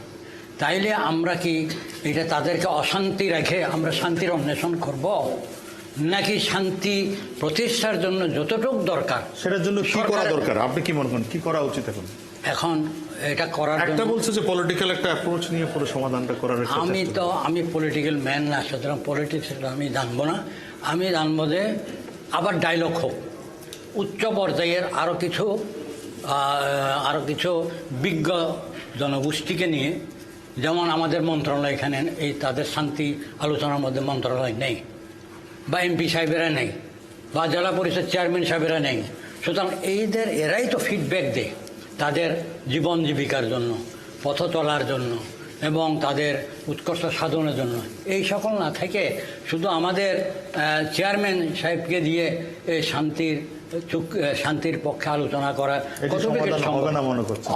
আমি তো মনে করি এটা চাইতে আর একটু শক্তিশালী কমিটি থাকা দরকার, যাতে করে তাদেরকে সহানুভূতি দিয়ে, মমত্ব দিয়ে যদি ফিরিয়ে আনতে পারে, ওইটা হবে সর্বমহৎ উদ্দেশ্য। আরেকটা জিনিস আমি একটু শেষ করি, যে এরকম কয়েকবার আলোচনার পর দেখবেন কিছু আসতেও পারে, নাও আসতে পারে। কিছু আসলে তাদেরকে যদি ভালোভাবে আমরা পুনর্বাসন করি, তাদের যোগ্যতা অনুযায়ী তাদের চাকরি দিই, যোগ্য অনুযায়ী ব্যবসা করার সুযোগ দিই, আর বাকিগুলো আসতে পারে। যদি না আসে তাইলে আমরা চিহ্নিত করবো দে আর দ্য রিয়েল কালপ্রিট, তাদেরকে আপনারা নির্মূল করতে পারেন বা বিচার আওতা আনতে পারেন। এইটা হলো আমার বাস্তবতা। অনেক ধন্যবাদ। আমরা সমীর দত্ত চাকমা, আপনার কি মনে হয় যে আপনারা যারা মেইন স্ট্রিমে আছেন চাকমা জনগোষ্ঠী, তারা কি মনে করেন যে এই যে সমস্ত জনগোষ্ঠীগুলোর যে সমস্যা সংকটগুলো, এগুলো সমাধানের জন্য কি পথ হতে পারে? আসলে তো এই স্যারে যেটা বললো, কথা হচ্ছে যে তারা তো আমরা আমাদের মধ্যে এই যে জেলা পরিষদ যেটা আছে, চাকরি থেকে সব কিছু কিন্তু ওখানে আপনার নির্দিষ্ট করা আছে।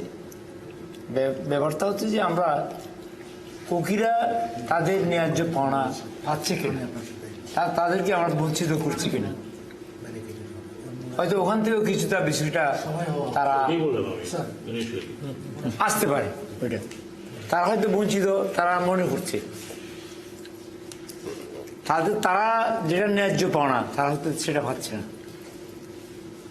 কিন্তু সেক্ষেত্রে উদ্যোগটা নিবে কে? উদ্যোগটা নিতে হবে। এই যে স্যার যেটা বললো সেটা হচ্ছে যে ওখানে এমদাদ ভাই সাগর স্যার বললো, শুধু আর্মিদেরকে মানে দোষ দিয়ে লাভ নেই। তারা কিন্তু মানে যেখানে নিড সেখানে যারা নিডি তারা যদি কিছু চায় তারা কিন্তু দেয়। কিন্তু এখন কথা হচ্ছে যে পলিটিক্যালি বিষয়টা যদি আমরা সলভ করতে যাই, তাহলে সেখানে আর্মি, পলিটিক্যাল লিডার্স, এই যে পলিটিক্যাল পার্টিস, তারপরে সোশিয়াল ওয়ার্কার যারা আছে সবাই কিন্তু সম্পৃক্ত করা দরকার। খুবই গুরুত্বপূর্ণ কিছু প্রশ্ন আপনি উত্থাপন করেন। আমি এবার একটু আপনার কাছে আসতে চাই। আপনার কি মনে হয় অধ্যাপক ক্যাটি ইয়ং, এরকম একটি স্টেজে সিচুয়েশনটা যখন এর মধ্যে নানা আলোচনা আসছে যে গ্লোবাল অ্যাক্টর আছে, ইন্টারন্যাশনাল অ্যাক্টর আছে, নানা রকমের মেরুকরণের জিও পলিটিক্সের নানা বিষয় আছে, আপনার কি মনে হয় যে কি ধরনের উদ্যোগ এটিকে একটি শান্তিময় পরিবেশে সহায়ক হতে পারে? আসলে আমার কাছে যেগুলো মনে হয়েছে এখানে মেজবাহ কামাল স্যার যেটা বললেন যে কি পলিটিক্যাল পার্টিকে ইনভলভমেন্ট করার, ও এই দিকে দুজনও বললেন, কিন্তু এখন তো ইনভলভমেন্ট তো আছে ওইখানে। যিনি জেলা পরিষদের চেয়ারম্যানের নেতৃত্বে ডায়লগটা হচ্ছে, উনি নিজেও তো জেলা আওয়ামী লীগের সভাপতি উনি, এবং জেলা পরিষদের চেয়ারম্যানও। এটা তো পার্টিগত। তাহলে গ্যাপটা কোথায়? হ্যাঁ, গ্যাপটা কোথায়? আমি তো গ্যাপ দেখতেছি না। তো মনে হয় আরো কিছু সুশীল সমাজকে ওখানে সম্পৃক্ত করা উচিত বলে মনে করি, যারা এক্সপার্ট পিস, মানে এটাকে কি পিস ইনিশিয়েটার, ওনাদেরকে মনে হয় ইনভলভমেন্ট করলে আরো কাজ হবে বলে আমার কাছে মনে হয় এটা।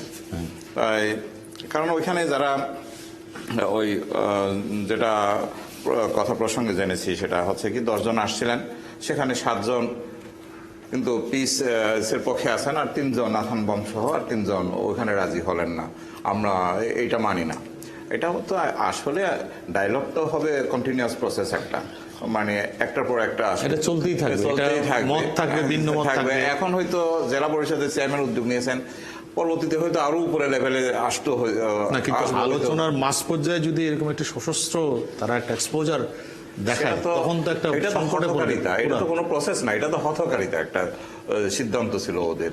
এটা তো কোনো রাজনৈতিক কর্মকাণ্ড বলেও আমি মনে করি না। সেই হঠকারিতাকে তারা কিন্তু লজিক্যালি এস্টাবলিশ করতে চেয়েছে।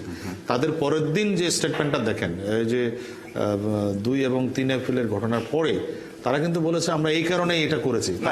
ওরা বলে, কিন্তু এই যে আমাদের আমদাদ স্যার তো বলে গেছেন, এটাকে ফোকাস তো সাংবাদিকেরাই করেছেন এত বড় করে। এটা তো আসলে এত বড় হওয়ার কথা তো ছিল না, ওদের তো ওই ক্যাপাসিটিও নাই। যদি ওই ক্যাপাসিটি থাকতো তাহলে বল কেন ভাঙতে পারলো না ওরা? ওদেরকে যখন বলছে বল থেকে ধরলে তোমাদেরকে ওইটা এই সেন্সার আছে, এই সেন্সারের মাধ্যমে তোমাদেরকে ট্রেকিং এ আওতায় আনা যাবে, ওদের কদ্দুর ক্যাপাসিটি সেটা তো বোঝা গেছে তখন থেকে। মানে আপনি মনে করছেন অত ক্যাপাসিটি নাই? না, অত ক্যাপাসিটি যদি থাকতো তাহলে কিন্তু এটা হতো না। আমার কাছে যেটা মনে হয়। আপনি কি মনে করেন যে এখন আপনি মনে করেন পলিটিক্যাল ইয়েটা আছে, আলোচনার উদ্যোগটা আছে, এটা কি আরো একটু বড় পরিসরে করা উচিত, আরো স্ট্রংলি করা উচিত? আসলে চেয়ারম্যান তো মানে হিমসেলফ মানে আওয়ামী লীগের সভাপতি যারা, কিন্তু মানে আমরা চাচ্ছি যে আরো একটু বড় পরিসরে সেটা না, বললাম তো এটা তো একটা কন্টিনিউয়াস প্রসেস। এটা এখন না হলে নেক্সট আরেকটা স্টেপে গিয়ে ওনার সেই শক্তিশালী মন্ত্রী মহোদয়কে রাখতেন। আচ্ছা, সেটা একটা উদ্যোগ হতে পারে। রাজকুমার সুচিং প্রো, আপনি মারমা সম্প্রদায়ের দৃষ্টিভঙ্গি থেকে কিভাবে দেখেন? এখন মনে করেন যে এই যে কুকিচিং এর উত্থান, তাদের যে এই ধরনের সশস্ত্র এক্সপোজার, এই প্রেক্ষিতে এখন একটা ইনিশিয়েটিভ দরকার। না, আমিও ওই আলোচনাটিও থেমে গেছে, এখন একটা ইনিশিয়েটিভ দরকার। জি, আমি ওই আগেও যেটা বলেছি আর কি, ওনার সাথে একমত। এটা যেটা বর্তমানে কন্টিনিউ জেলা পরিষদ, মাননীয় জেলা পরিষদ চেয়ারম্যান যিনি দায়িত্ব নিয়েছেন, উনি হয়তো এটা দায়িত্ব নিতে গিয়ে একটু হচ্ছে, এটা চেয়ে আরো বড় কেউ যদি এটাকে দায়িত্ব নিয়ে যদি এটা আলোচনার মাধ্যমে যদি করা যায়, তাহলে এখন দাদা আপনার সাথে মানে আর একটু মানে এড করতে, সেটা হচ্ছে যে হেলথ ট্যাক্সে কিন্তু নট অনলি পলিটিক্যাল পার্টিস, এবং আমরা কিন্তু আজকে যে সংস্কৃতি ওখানে 30 বছরের ঊর্ধ্বে আর্মিদের সাথে, এজেন্সিদের সাথে, তাদের সাথেও কিন্তু একটা মানে সবাই মিলে কাজটা করা উচিত। আমি অধ্যাপক আব্দুল মান্নান, একটি বিষয় যে তারা দাবি টাবি ইত্যাদি এগুলো নিয়ে, এর মধ্যে আমাদের আইন শৃঙ্খলা রক্ষাকারী বাহিনীর 14টি অস্ত্র তাদের হাতে, ব্যাংক লুট হয়েছে, একজন ম্যানেজারকে নেজামুদ্দিনকে অপহরণ করা হয়েছিল। এরকম একটি স্টেজে আলোচনাটি ওনাদের এক্সপেকটেশন হচ্ছে পলিটিক্যাল লেভেলকে আরো অ্যাক্টিভ করা, আরো দরকার হলো উচ্চ পর্যায়ে পলিটিক্যাল লেভেলকে অ্যাক্টিভ করা। সেটা কি কতখানি প্রয়োজন? পার্বত্য চট্টগ্রাম অঞ্চল, এটাকে আমরা এখন 3টে জেলায় ভাগ করেছি। এই অঞ্চলের যে সমস্যাগুলো, এটা কিন্তু ব্রিটিশ আমল থেকে শুরু হয়েছে, পর্যায়ক্রমে এগুলো অনেক বড় হয়েছে, নানা ডাইমেনশন এখানে সৃষ্টি হয়েছে। যে শান্তি চুক্তি যেখানে আমরা এত কথা বলছি, সেটা তো শান্তি বাহিনী, সেটি সূত্রপাত ধরেন আমরা যদি কাপ্তাই ড্যামের পরবর্তীকালে, বিশেষ করে জেনারেল জিয়ার সময় ট্রাক বাস ভর্তি করে বাঙালি, সমতল ভূমির বাঙালি নিয়ে এখানে জোরপূর্বক ওখানে এস্টাবলিশ করা, সেটেলার করা, এবং আমি দেখেছি তারা কিভাবে সাধারণ পাহাড়ি জনগোষ্ঠীর জায়গা জমিন বাড়ি ঘর দখল করে কি একটা অবস্থার সৃষ্টি করেছে। সেই সমস্যাটা যদি এত বছর পরে মাননীয় প্রধানমন্ত্রীর নেতৃত্বে 96 উনি ক্ষমতায় আসার পরে 1 বছরের মাথায় সমাধান করতে পারেন। একটা কথা মনে রাখবে, আমরা এখানে কেউ এটা বলি নাই, বেগম জিয়া ক্ষমতায় আসার পরেও কিন্তু চেষ্টা করা হয়েছিল। মনে আছে যে কর্নেল ওয়ালি, রাশেদ খান মেনন, আরও কয়েকজন মিলে একটা কমিটি করা হয়েছিল, তারা কয়েকবার কথাবার্তাও বলেছিল। কিন্তু তাদের একটা, আমি তাদের সাথে কথা বলেছি যে আপনারা কেন ওই সময় এই শান্তি চুক্তি বা এই ব্যাপারে অগ্রসর হন নাই। বলে আমাদের আস্থাটা জন্মায় নাই তাদের উপরে। বলে যার স্বামী তাদের এদের উপরে আস্থা যায়, পরস্পর আস্থা একটা পরস্পরের ব্যাপার। বলে যার স্বামী এখানে এই অশান্তিটা সৃষ্টি করেছে, ওনার স্ত্রী যে এটা করতে পারবে না, আমাদের এটা বিশ্বাস হয় নাই। সেটা অন্য একটা ইতিহাস। কিন্তু পরবর্তীকালে আবুল হাসান আবদুল্লাহ, মহিউদ্দিন চৌধুরী এরা মিলে একটা আস্থার মধ্যে নিয়ে তাদেরকে একটু করেছে। এখন আপনি যে এখন যে কুকি চিন নিয়ে আমরা কথা বলছি, যেটা এখন ছোট হতে পারে, একসময় শান্তি বাহিনী ছোট ছিল, তা আস্তে আস্তে এটা আরো, কারণ আমরা কুকি চিন শুধু বাংলাদেশের কুকি চিন না বা এই জনগোষ্ঠী, রিজিওনাল ডাইমেনশন আছে, সুদূর প্রসারী একটা চিন্তা আছে, স্বপ্ন আছে। হয়তো স্বপ্নটা একটা বিলাসী স্বপ্ন হতে পারে, কিন্তু আমি ইঙ্গিত দিলেন একটা কথা বলে রাখি, একটা খ্রিস্টান স্টেট, না সেটা আমি বললাম, এটা হয়তো আমাদের জীবদ্দশায় হবে না। একটা জিনিস মনে রাখতে হবে, বিশ্বের দেশে দেশে এই ধরনের এথনিক মাইনরিটিজ যাদেরকে বলি বা নৃতাত্ত্বিক জাতিগোষ্ঠীর বলি, সেই সমস্যাগুলোর সমাধান সেনাবাহিনী করতে পারেনি। যেমন শ্রীলঙ্কায় অনেক দিন ধরে যুদ্ধ হয়েছে, প্রচুর মানুষের ক্ষয়ক্ষতি হয়েছে, কিন্তু সেখানে কিন্তু সিভিলিয়ান গভর্নমেন্টের ইন্টারভেনশন লেগেছে। আবার ভারতে, উত্তর পূর্ব ভারতে যেটা হচ্ছে, সেখানে কিন্তু সিভিলিয়ান সরকারের চেষ্টা করছে এটা সমাধান করতে। সেনাবাহিনী হচ্ছে সিকিউরিটির ব্যাপারটা দেখবে, কিন্তু তার ভিতরে যে একটা জটিল কেমিস্ট্রি আছে পলিটিক্যাল সমাধানে, সেটা পলিটিক্যাল পার্টিগুলো করতে হবে, যেভাবে শেখ হাসিনা 96 এসে চেষ্টা করেছিলেন, সফল হয়েছিলেন। আমি মনে করি যে এমদাদের সাথে আমি একমত। কুকি চিনের একটা ডাকাতির ঘটনা, আমি এটা ডাকাতির ঘটনাই বলবো, আমরা যেভাবে ব্লো আপ করেছি, যে মনে হচ্ছে পার্বত্য চট্টগ্রাম বোধহয় দখল হয়ে গেল। আসলে ব্যাপারটা তো সেরকম না। এলাকাটা খুবই একটা ক্ষুদ্র একটা প্রত্যন্ত অঞ্চলে সাধারণ মানুষের সামনে আমি কথা বলে দেখেছি, সেটা কুকিচন হোক, চাকমা হোক, মারমা হোক, ওরা শান্তি চায়। এই যে বাজারে গিয়ে ওর সবজিটা বিক্রি করতে চায়, বাজারে গিয়ে ওরা মাছটা বিক্রি করতে চায়, আনারসটা বিক্রি। কালকে যে সভাটা হলো, কেন হলো? মেইন জিনিস হচ্ছে অর্থনীতি। ওর যদি বাজারেও সবজিটা বিক্রি করতে না পারে, বাড়িতে তো চুলোয় ভাত চলবে না, ওইটাই তার চিন্তা। সেটা সে ওই কুকি চিন্তি নিয়ে একটা রাষ্ট্র গঠন হবে, পতাকা হবে, এটা নিয়ে সে চিন্তা করে না। আমি শান্তি বাহিনীর সাথে কথা, আমি গভীর এমন দুর্গম অঞ্চলে গিয়েছি, এটা এখন চিন্তা করলে কিভাবে গিয়েছি সেটা আমি চিন্তা করতে পারি না, এখন অনেক রাস্তা হয়ে গেছে। কিন্তু আমি মনে করি যে এটা পলিটিক্যাল সলিউশন দরকার, যেটা সকলে বলেছে যে শান্তি আলোচনাটা হচ্ছিল, সেখানে আরো অংশীজনকে এখানে নিয়ে আসা হচ্ছে, ইনক্লুড করে আলোচনাটা করা হচ্ছে। পলিটিক্যাল সলিউশন তো এটা, সেনাবাহিনী এটা সলিউশনের ব্যাপার না। ডক্টর মাহফুজ পারভেজ, আপনার কাছে এই পর্যায়ে শেষ বক্তা, আপনি যদি সময় থাকে আমি আরো একটু এক মিনিট করে শোনার চেষ্টা করি। আপনার কি মনে হয় যে লুকিং ফরওয়ার্ডটা কি হবে? আমাদের এখন সবচেয়ে বড় বিষয় হচ্ছে পার্বত্য চট্টগ্রামের শান্তি প্রতিষ্ঠাটা খুবই জরুরি। সেখানে ক্ষুদ্র গোষ্ঠী, যেই গোষ্ঠী হোক না কেন, তার যে কোনো flair up, it could B A bigger one in the letter পরবর্তীতে।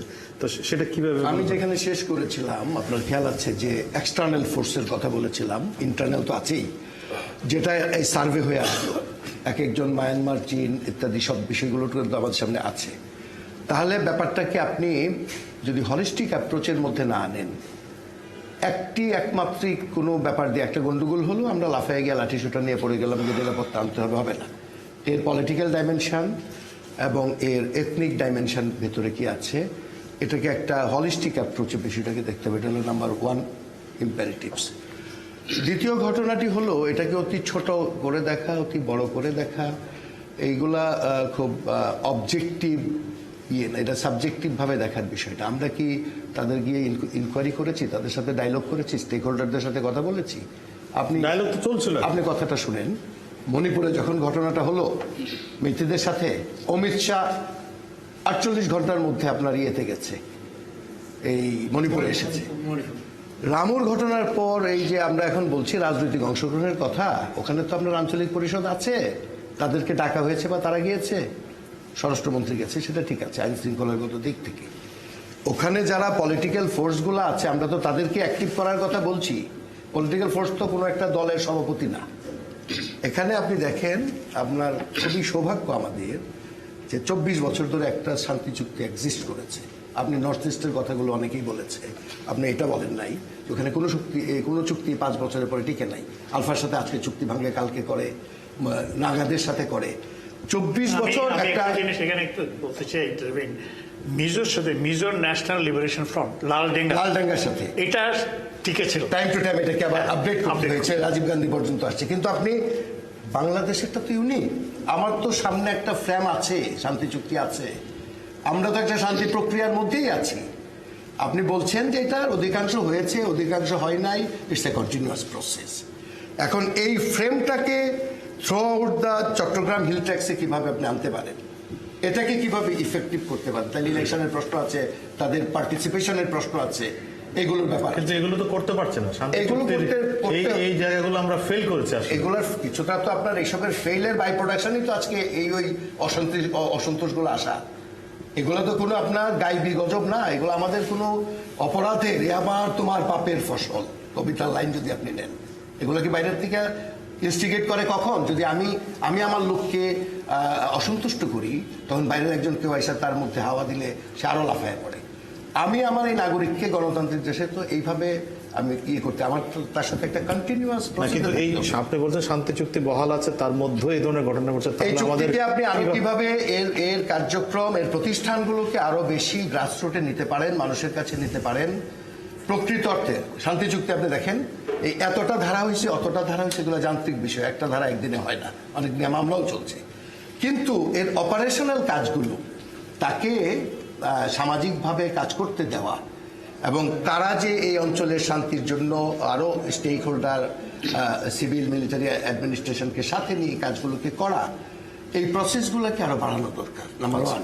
নাম্বার 2, আমি আরেকটা বলে শেষ করছি, সেটা হলো এখানে আপনি নিজে বা আমাদের মিসবাহ কামাল সাহেব আছেন, আমাদের যে একটা অ্যাপ্রোচ যে সবসময় বলছি যে হয় এটা মিলিটারি হবে, নাহলে পলিটিক্যাল হবে। আমরা কিন্তু সোশ্যাল অ্যাপ্রোচটাকে মিস করি। আপনি এই নিয়ে একটা ইনডেপথ রিসার্চ হওয়া দরকার। এখানে মানুষের সাথে যে ডায়লগ এবং তাদের সাথে যে আপনার তাদের গ্রিভেন্সটাকে বের করে মধ্যে একটা সম্পর্ক, না আমাদের উচিত হবে আমরা খুব ইনডেপথ, এটা তো হাইপোথেটিক্যালি বা আপনার এখানে আমি একটা টার্ম বসে বসে বানালাম, আপনি টার্মটাকে উইদিন কোড বলছি, নস্টালজিক হ্যাংওভারের ব্যাপার না। এত সালে আমি এই করেছিলাম, অত সালে এই করেছিলাম, that's not the nostalgic hangover. আপনি আজকে গিয়ে তার সাথে কথা বলে কোনো এম্পিরিক্যাল ডাটা আমি এনেছি, আজকের তথ্য আমার কাছে আছে, বা কোনো এথনোগ্রাফি করে আমি ওদের সাথে কথা বলে আজকের কিছু এনেছি, আমাকে এটা করতে দেওয়া হচ্ছে না কেন বা আমরা করছি না কেন, তাহলে তো আপনি পিকচারটা পাচ্ছেন। That's a good approach. আমি সময় প্রায় শেষের দিকে, যদি 1 মিনিট করে আমি একটু এমদাদ ভাই আপনাকে দিয়ে সুযোগ বোঝা যায়, জনাব এমদাদুল ইসলাম, 1 মিনিট যদি মনে করেন যে নেক্সট ওয়ে ফরওয়ার্ডটা আমরা কিভাবে করতে পারি। ধন্যবাদ। আসলে এই ডায়ালগের কথা যেটা বলা হচ্ছে, সেখানে একটা মাহফুজ একটা বলছে যে মিলিটারি এবং পলিটিক্যালের বাইরেও সোশ্যাল একটা নট দ্যাট সিনারিও তৈরি করা দরকার। এটা হচ্ছে it's a question of expertise. K who is handling, তার ওই কোনো অভিজ্ঞতা আছে কিনা, তার কোনো এক্সপিরিয়েন্স আছে, তার পারসেপ্টেন্স আছে, তার উইজডম আছে কিনা সেটাকে হ্যান্ডেল করার মতো। আমি এখন চট্টগ্রাম জেলা আওয়ামী লীগের সভাপতি, তাহলে আমারই বসাই দিতে হবে নাকি? আমি বান্দরবনের জেলা, first question is that what he knows. That's important. আমি যখন ওই আমার বইটা এখন প্রফেসর মেজবাহ কামালের হাতে আছে, when I was dealing with the cannibals in Africa, there are hundreds of officers, 91টা দেশের অফিসার ছিল, জেনারেলরা ছিল, সব খালি বসে বসে তসবিহ করছে। তা ডিল করি। আচ্ছা, আমি আসছি, 1 মিনিট করে আপনাদের কাছে মতামত চাই, জনাব সাক্কাত। পার্বত্য চট্টগ্রাম বিষয়ক মন্ত্রণালয়টা কোথায়? এটা ঢাকা শহরের সচিবালয়ের মধ্যে। এবং মিনিস্টারকে কুজেন্দ্রলাল ত্রিপুরা, এখন উনি কোথায়? উনি মিনিস্ট্রিতে আছেন, পাওয়া যাবে ওনাকে। ওনাকে জিজ্ঞেস করেন। উনি কি ভিজিট করেছেন? না, আমি শেষ করি। উনি ছিলেন মন্ত্রীর সাথে ছিলেন। আমি শেষ করি। মন্ত্রীর সাথে প্রবলেমটা হিজ, যদি আমি বলি এটা ওনার প্রবলেম। উনি কয়বার বান্দরবানে গিয়ে ওনাদের সাথে আলাপ করে, ওই মিটিংয়ে হি ওয়াজ প্রেজেন্ট। কোথায় উনি? আপনি শোনেন, আমি শেষ করছি, কারণ এখানে অনেক কথা বলছি। শেষের দিকে আমরা একেবারেই একটা জিনিস হচ্ছে একটা হচ্ছে এক্সপিরিয়েন্স আর একটা হচ্ছে আপনার অনুধাবন। আমি যখন হিট থাকতে যাই আমার কোনো এক্সপিরিয়েন্স ছিল না, বাট আই কুড রিয়েলাইজ যে এটা পলিটিক্যাল বিষয়, পলিটিক্যালি হ্যান্ডেল করতে হবে। এই বিষয়টি একটা মন্ত্রণালয়ের সরকার মন্ত্রণালয়কে আরো অ্যাক্টিভ হতে হবে। মেজবা কামাল, জি, বাংলাদেশ একেবারেই রিয়েলি এক মিনিট। না, বাংলাদেশ সরকার ইতোমধ্যে কিন্তু বাঙালি ছাড়াও বাংলাদেশের আরো 50টা জাতিসত্তাকে স্বীকৃতি দিয়েছে। তার মানে বাংলাদেশে এখন 51টা জাতিসত্তার মানুষ বাস করে সরকারিভাবে। 51টা স্যার। তারপরও গিয়ে এরকম যদি উদ্ভব হয় সিচুয়েশন, আমি বলছি চীনের নামে বোম ইত্যাদি দিয়ে, আমি শেষ করি। তা আমি মনে করি যে সরকার কিন্তু ক্রমাগতভাবে যে ডাইভার্সিটি আছে আমাদের দেশে, যে বৈচিত্র্য আছে, জাতি বৈচিত্র্য, সেটাকে স্বীকার করছে এবং সামনে নিয়ে আসছে। তো সেই ক্ষেত্রে আমরা যারা পলিসি মেকিং এ থাকি বা মানে যারা থাকেন, তাদের কিন্তু এই যে বৈচিত্র্যের স্বীকৃতি, এবং এরা তো সবাই দেশের নাগরিক, এবং সেক্ষেত্রে নাগরিকের যে সমানাধিকার, হ্যাঁ, এই বিষয়টা কিন্তু মনে রাখতে হবে। আমরা তাদেরকে উপজাতি বলি, উপজাতি মানে কি আমরা জাতি আর তারা উপজাতি, হ্যাঁ, তো এইটাই তো এখানের মধ্যেই তো কর্তৃত্ববাদিতা আছে। হ্যাঁ, তো আমরাও একটা জাতি, তারাও আরেকটা জাতি, আমরা হয়তো সংখ্যায় বেশি, তারা সংখ্যায় কম, কিন্তু এই জাতিসত্তার সমানাধিকার এইটা সেটিও গুরুত্বপূর্ণ বিষয়। রাজকুমারের কাছে একটু শুনি, সুচিন্তিত, খুবই সংক্ষেপে যদি একেবারেই। আসলে আমাদের দেশে এখন চলছে, এক সময় ছিল রাষ্ট্রপতি শাসিত, এখন প্রধানমন্ত্রী শাসিত। উনি যদি উনি আমাদের পার্বত্য যারা আছে, পার্বত্য চট্টগ্রামে যারা আছে, তাদের প্রতি সিম্পিতি আছে ওনার প্রতি, আমাদের প্রতি সিম্পিতি যেহেতু আছে, উনি একটু স্ট্রংলি ভাবে উদ্যোগ নিলে আমার মনে হয় সমস্যার সমাধানে দিয়ে যেতে পারে। অধ্যাপক কেটিয়ম,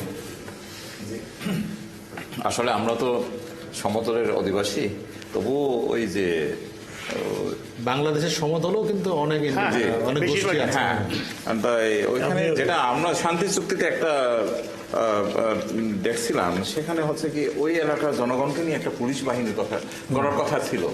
মনে হয় সেটা গড়লে একটু হলেও শান্তি বজায় থাকবে বলে মনে হয়। এটা আমি সমীর দত্ত চাকমা, যদি একটু 30 সেকেন্ডে বলেন।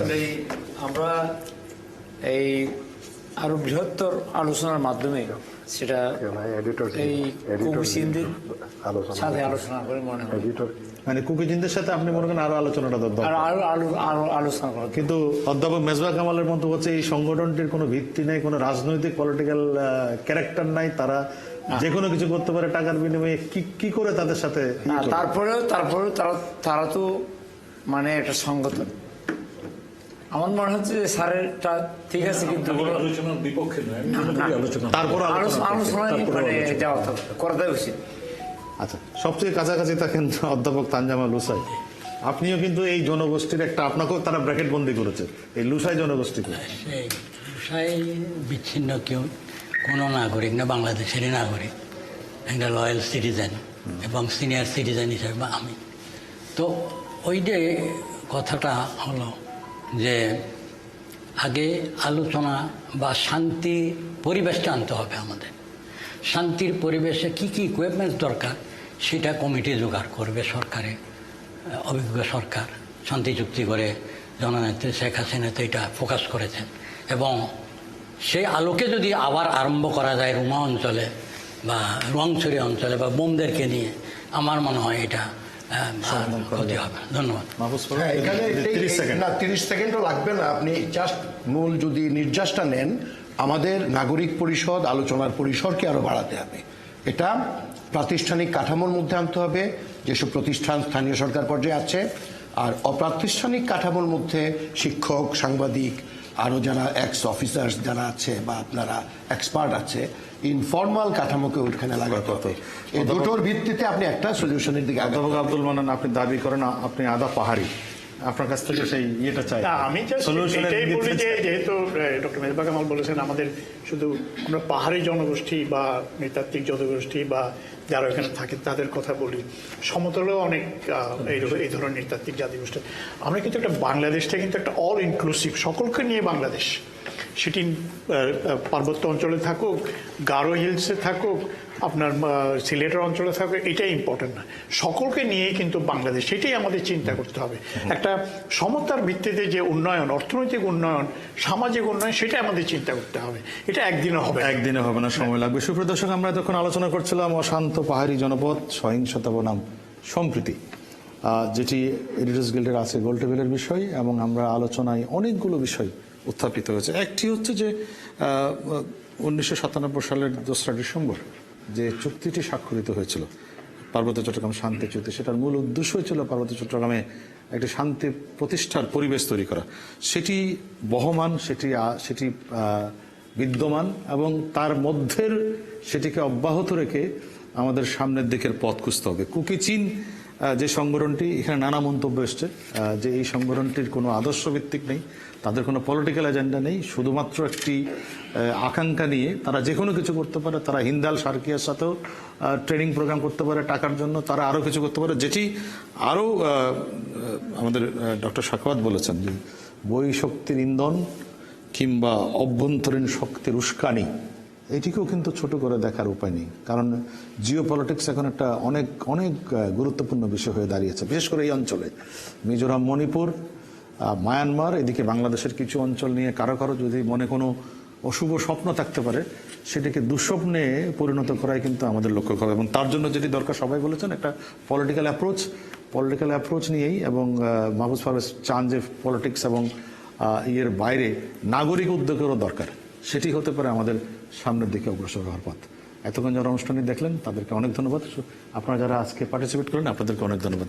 দর্শক, অনেক ভালো থাকবেন, আপনাদের সবার জন্য শুভকামনা।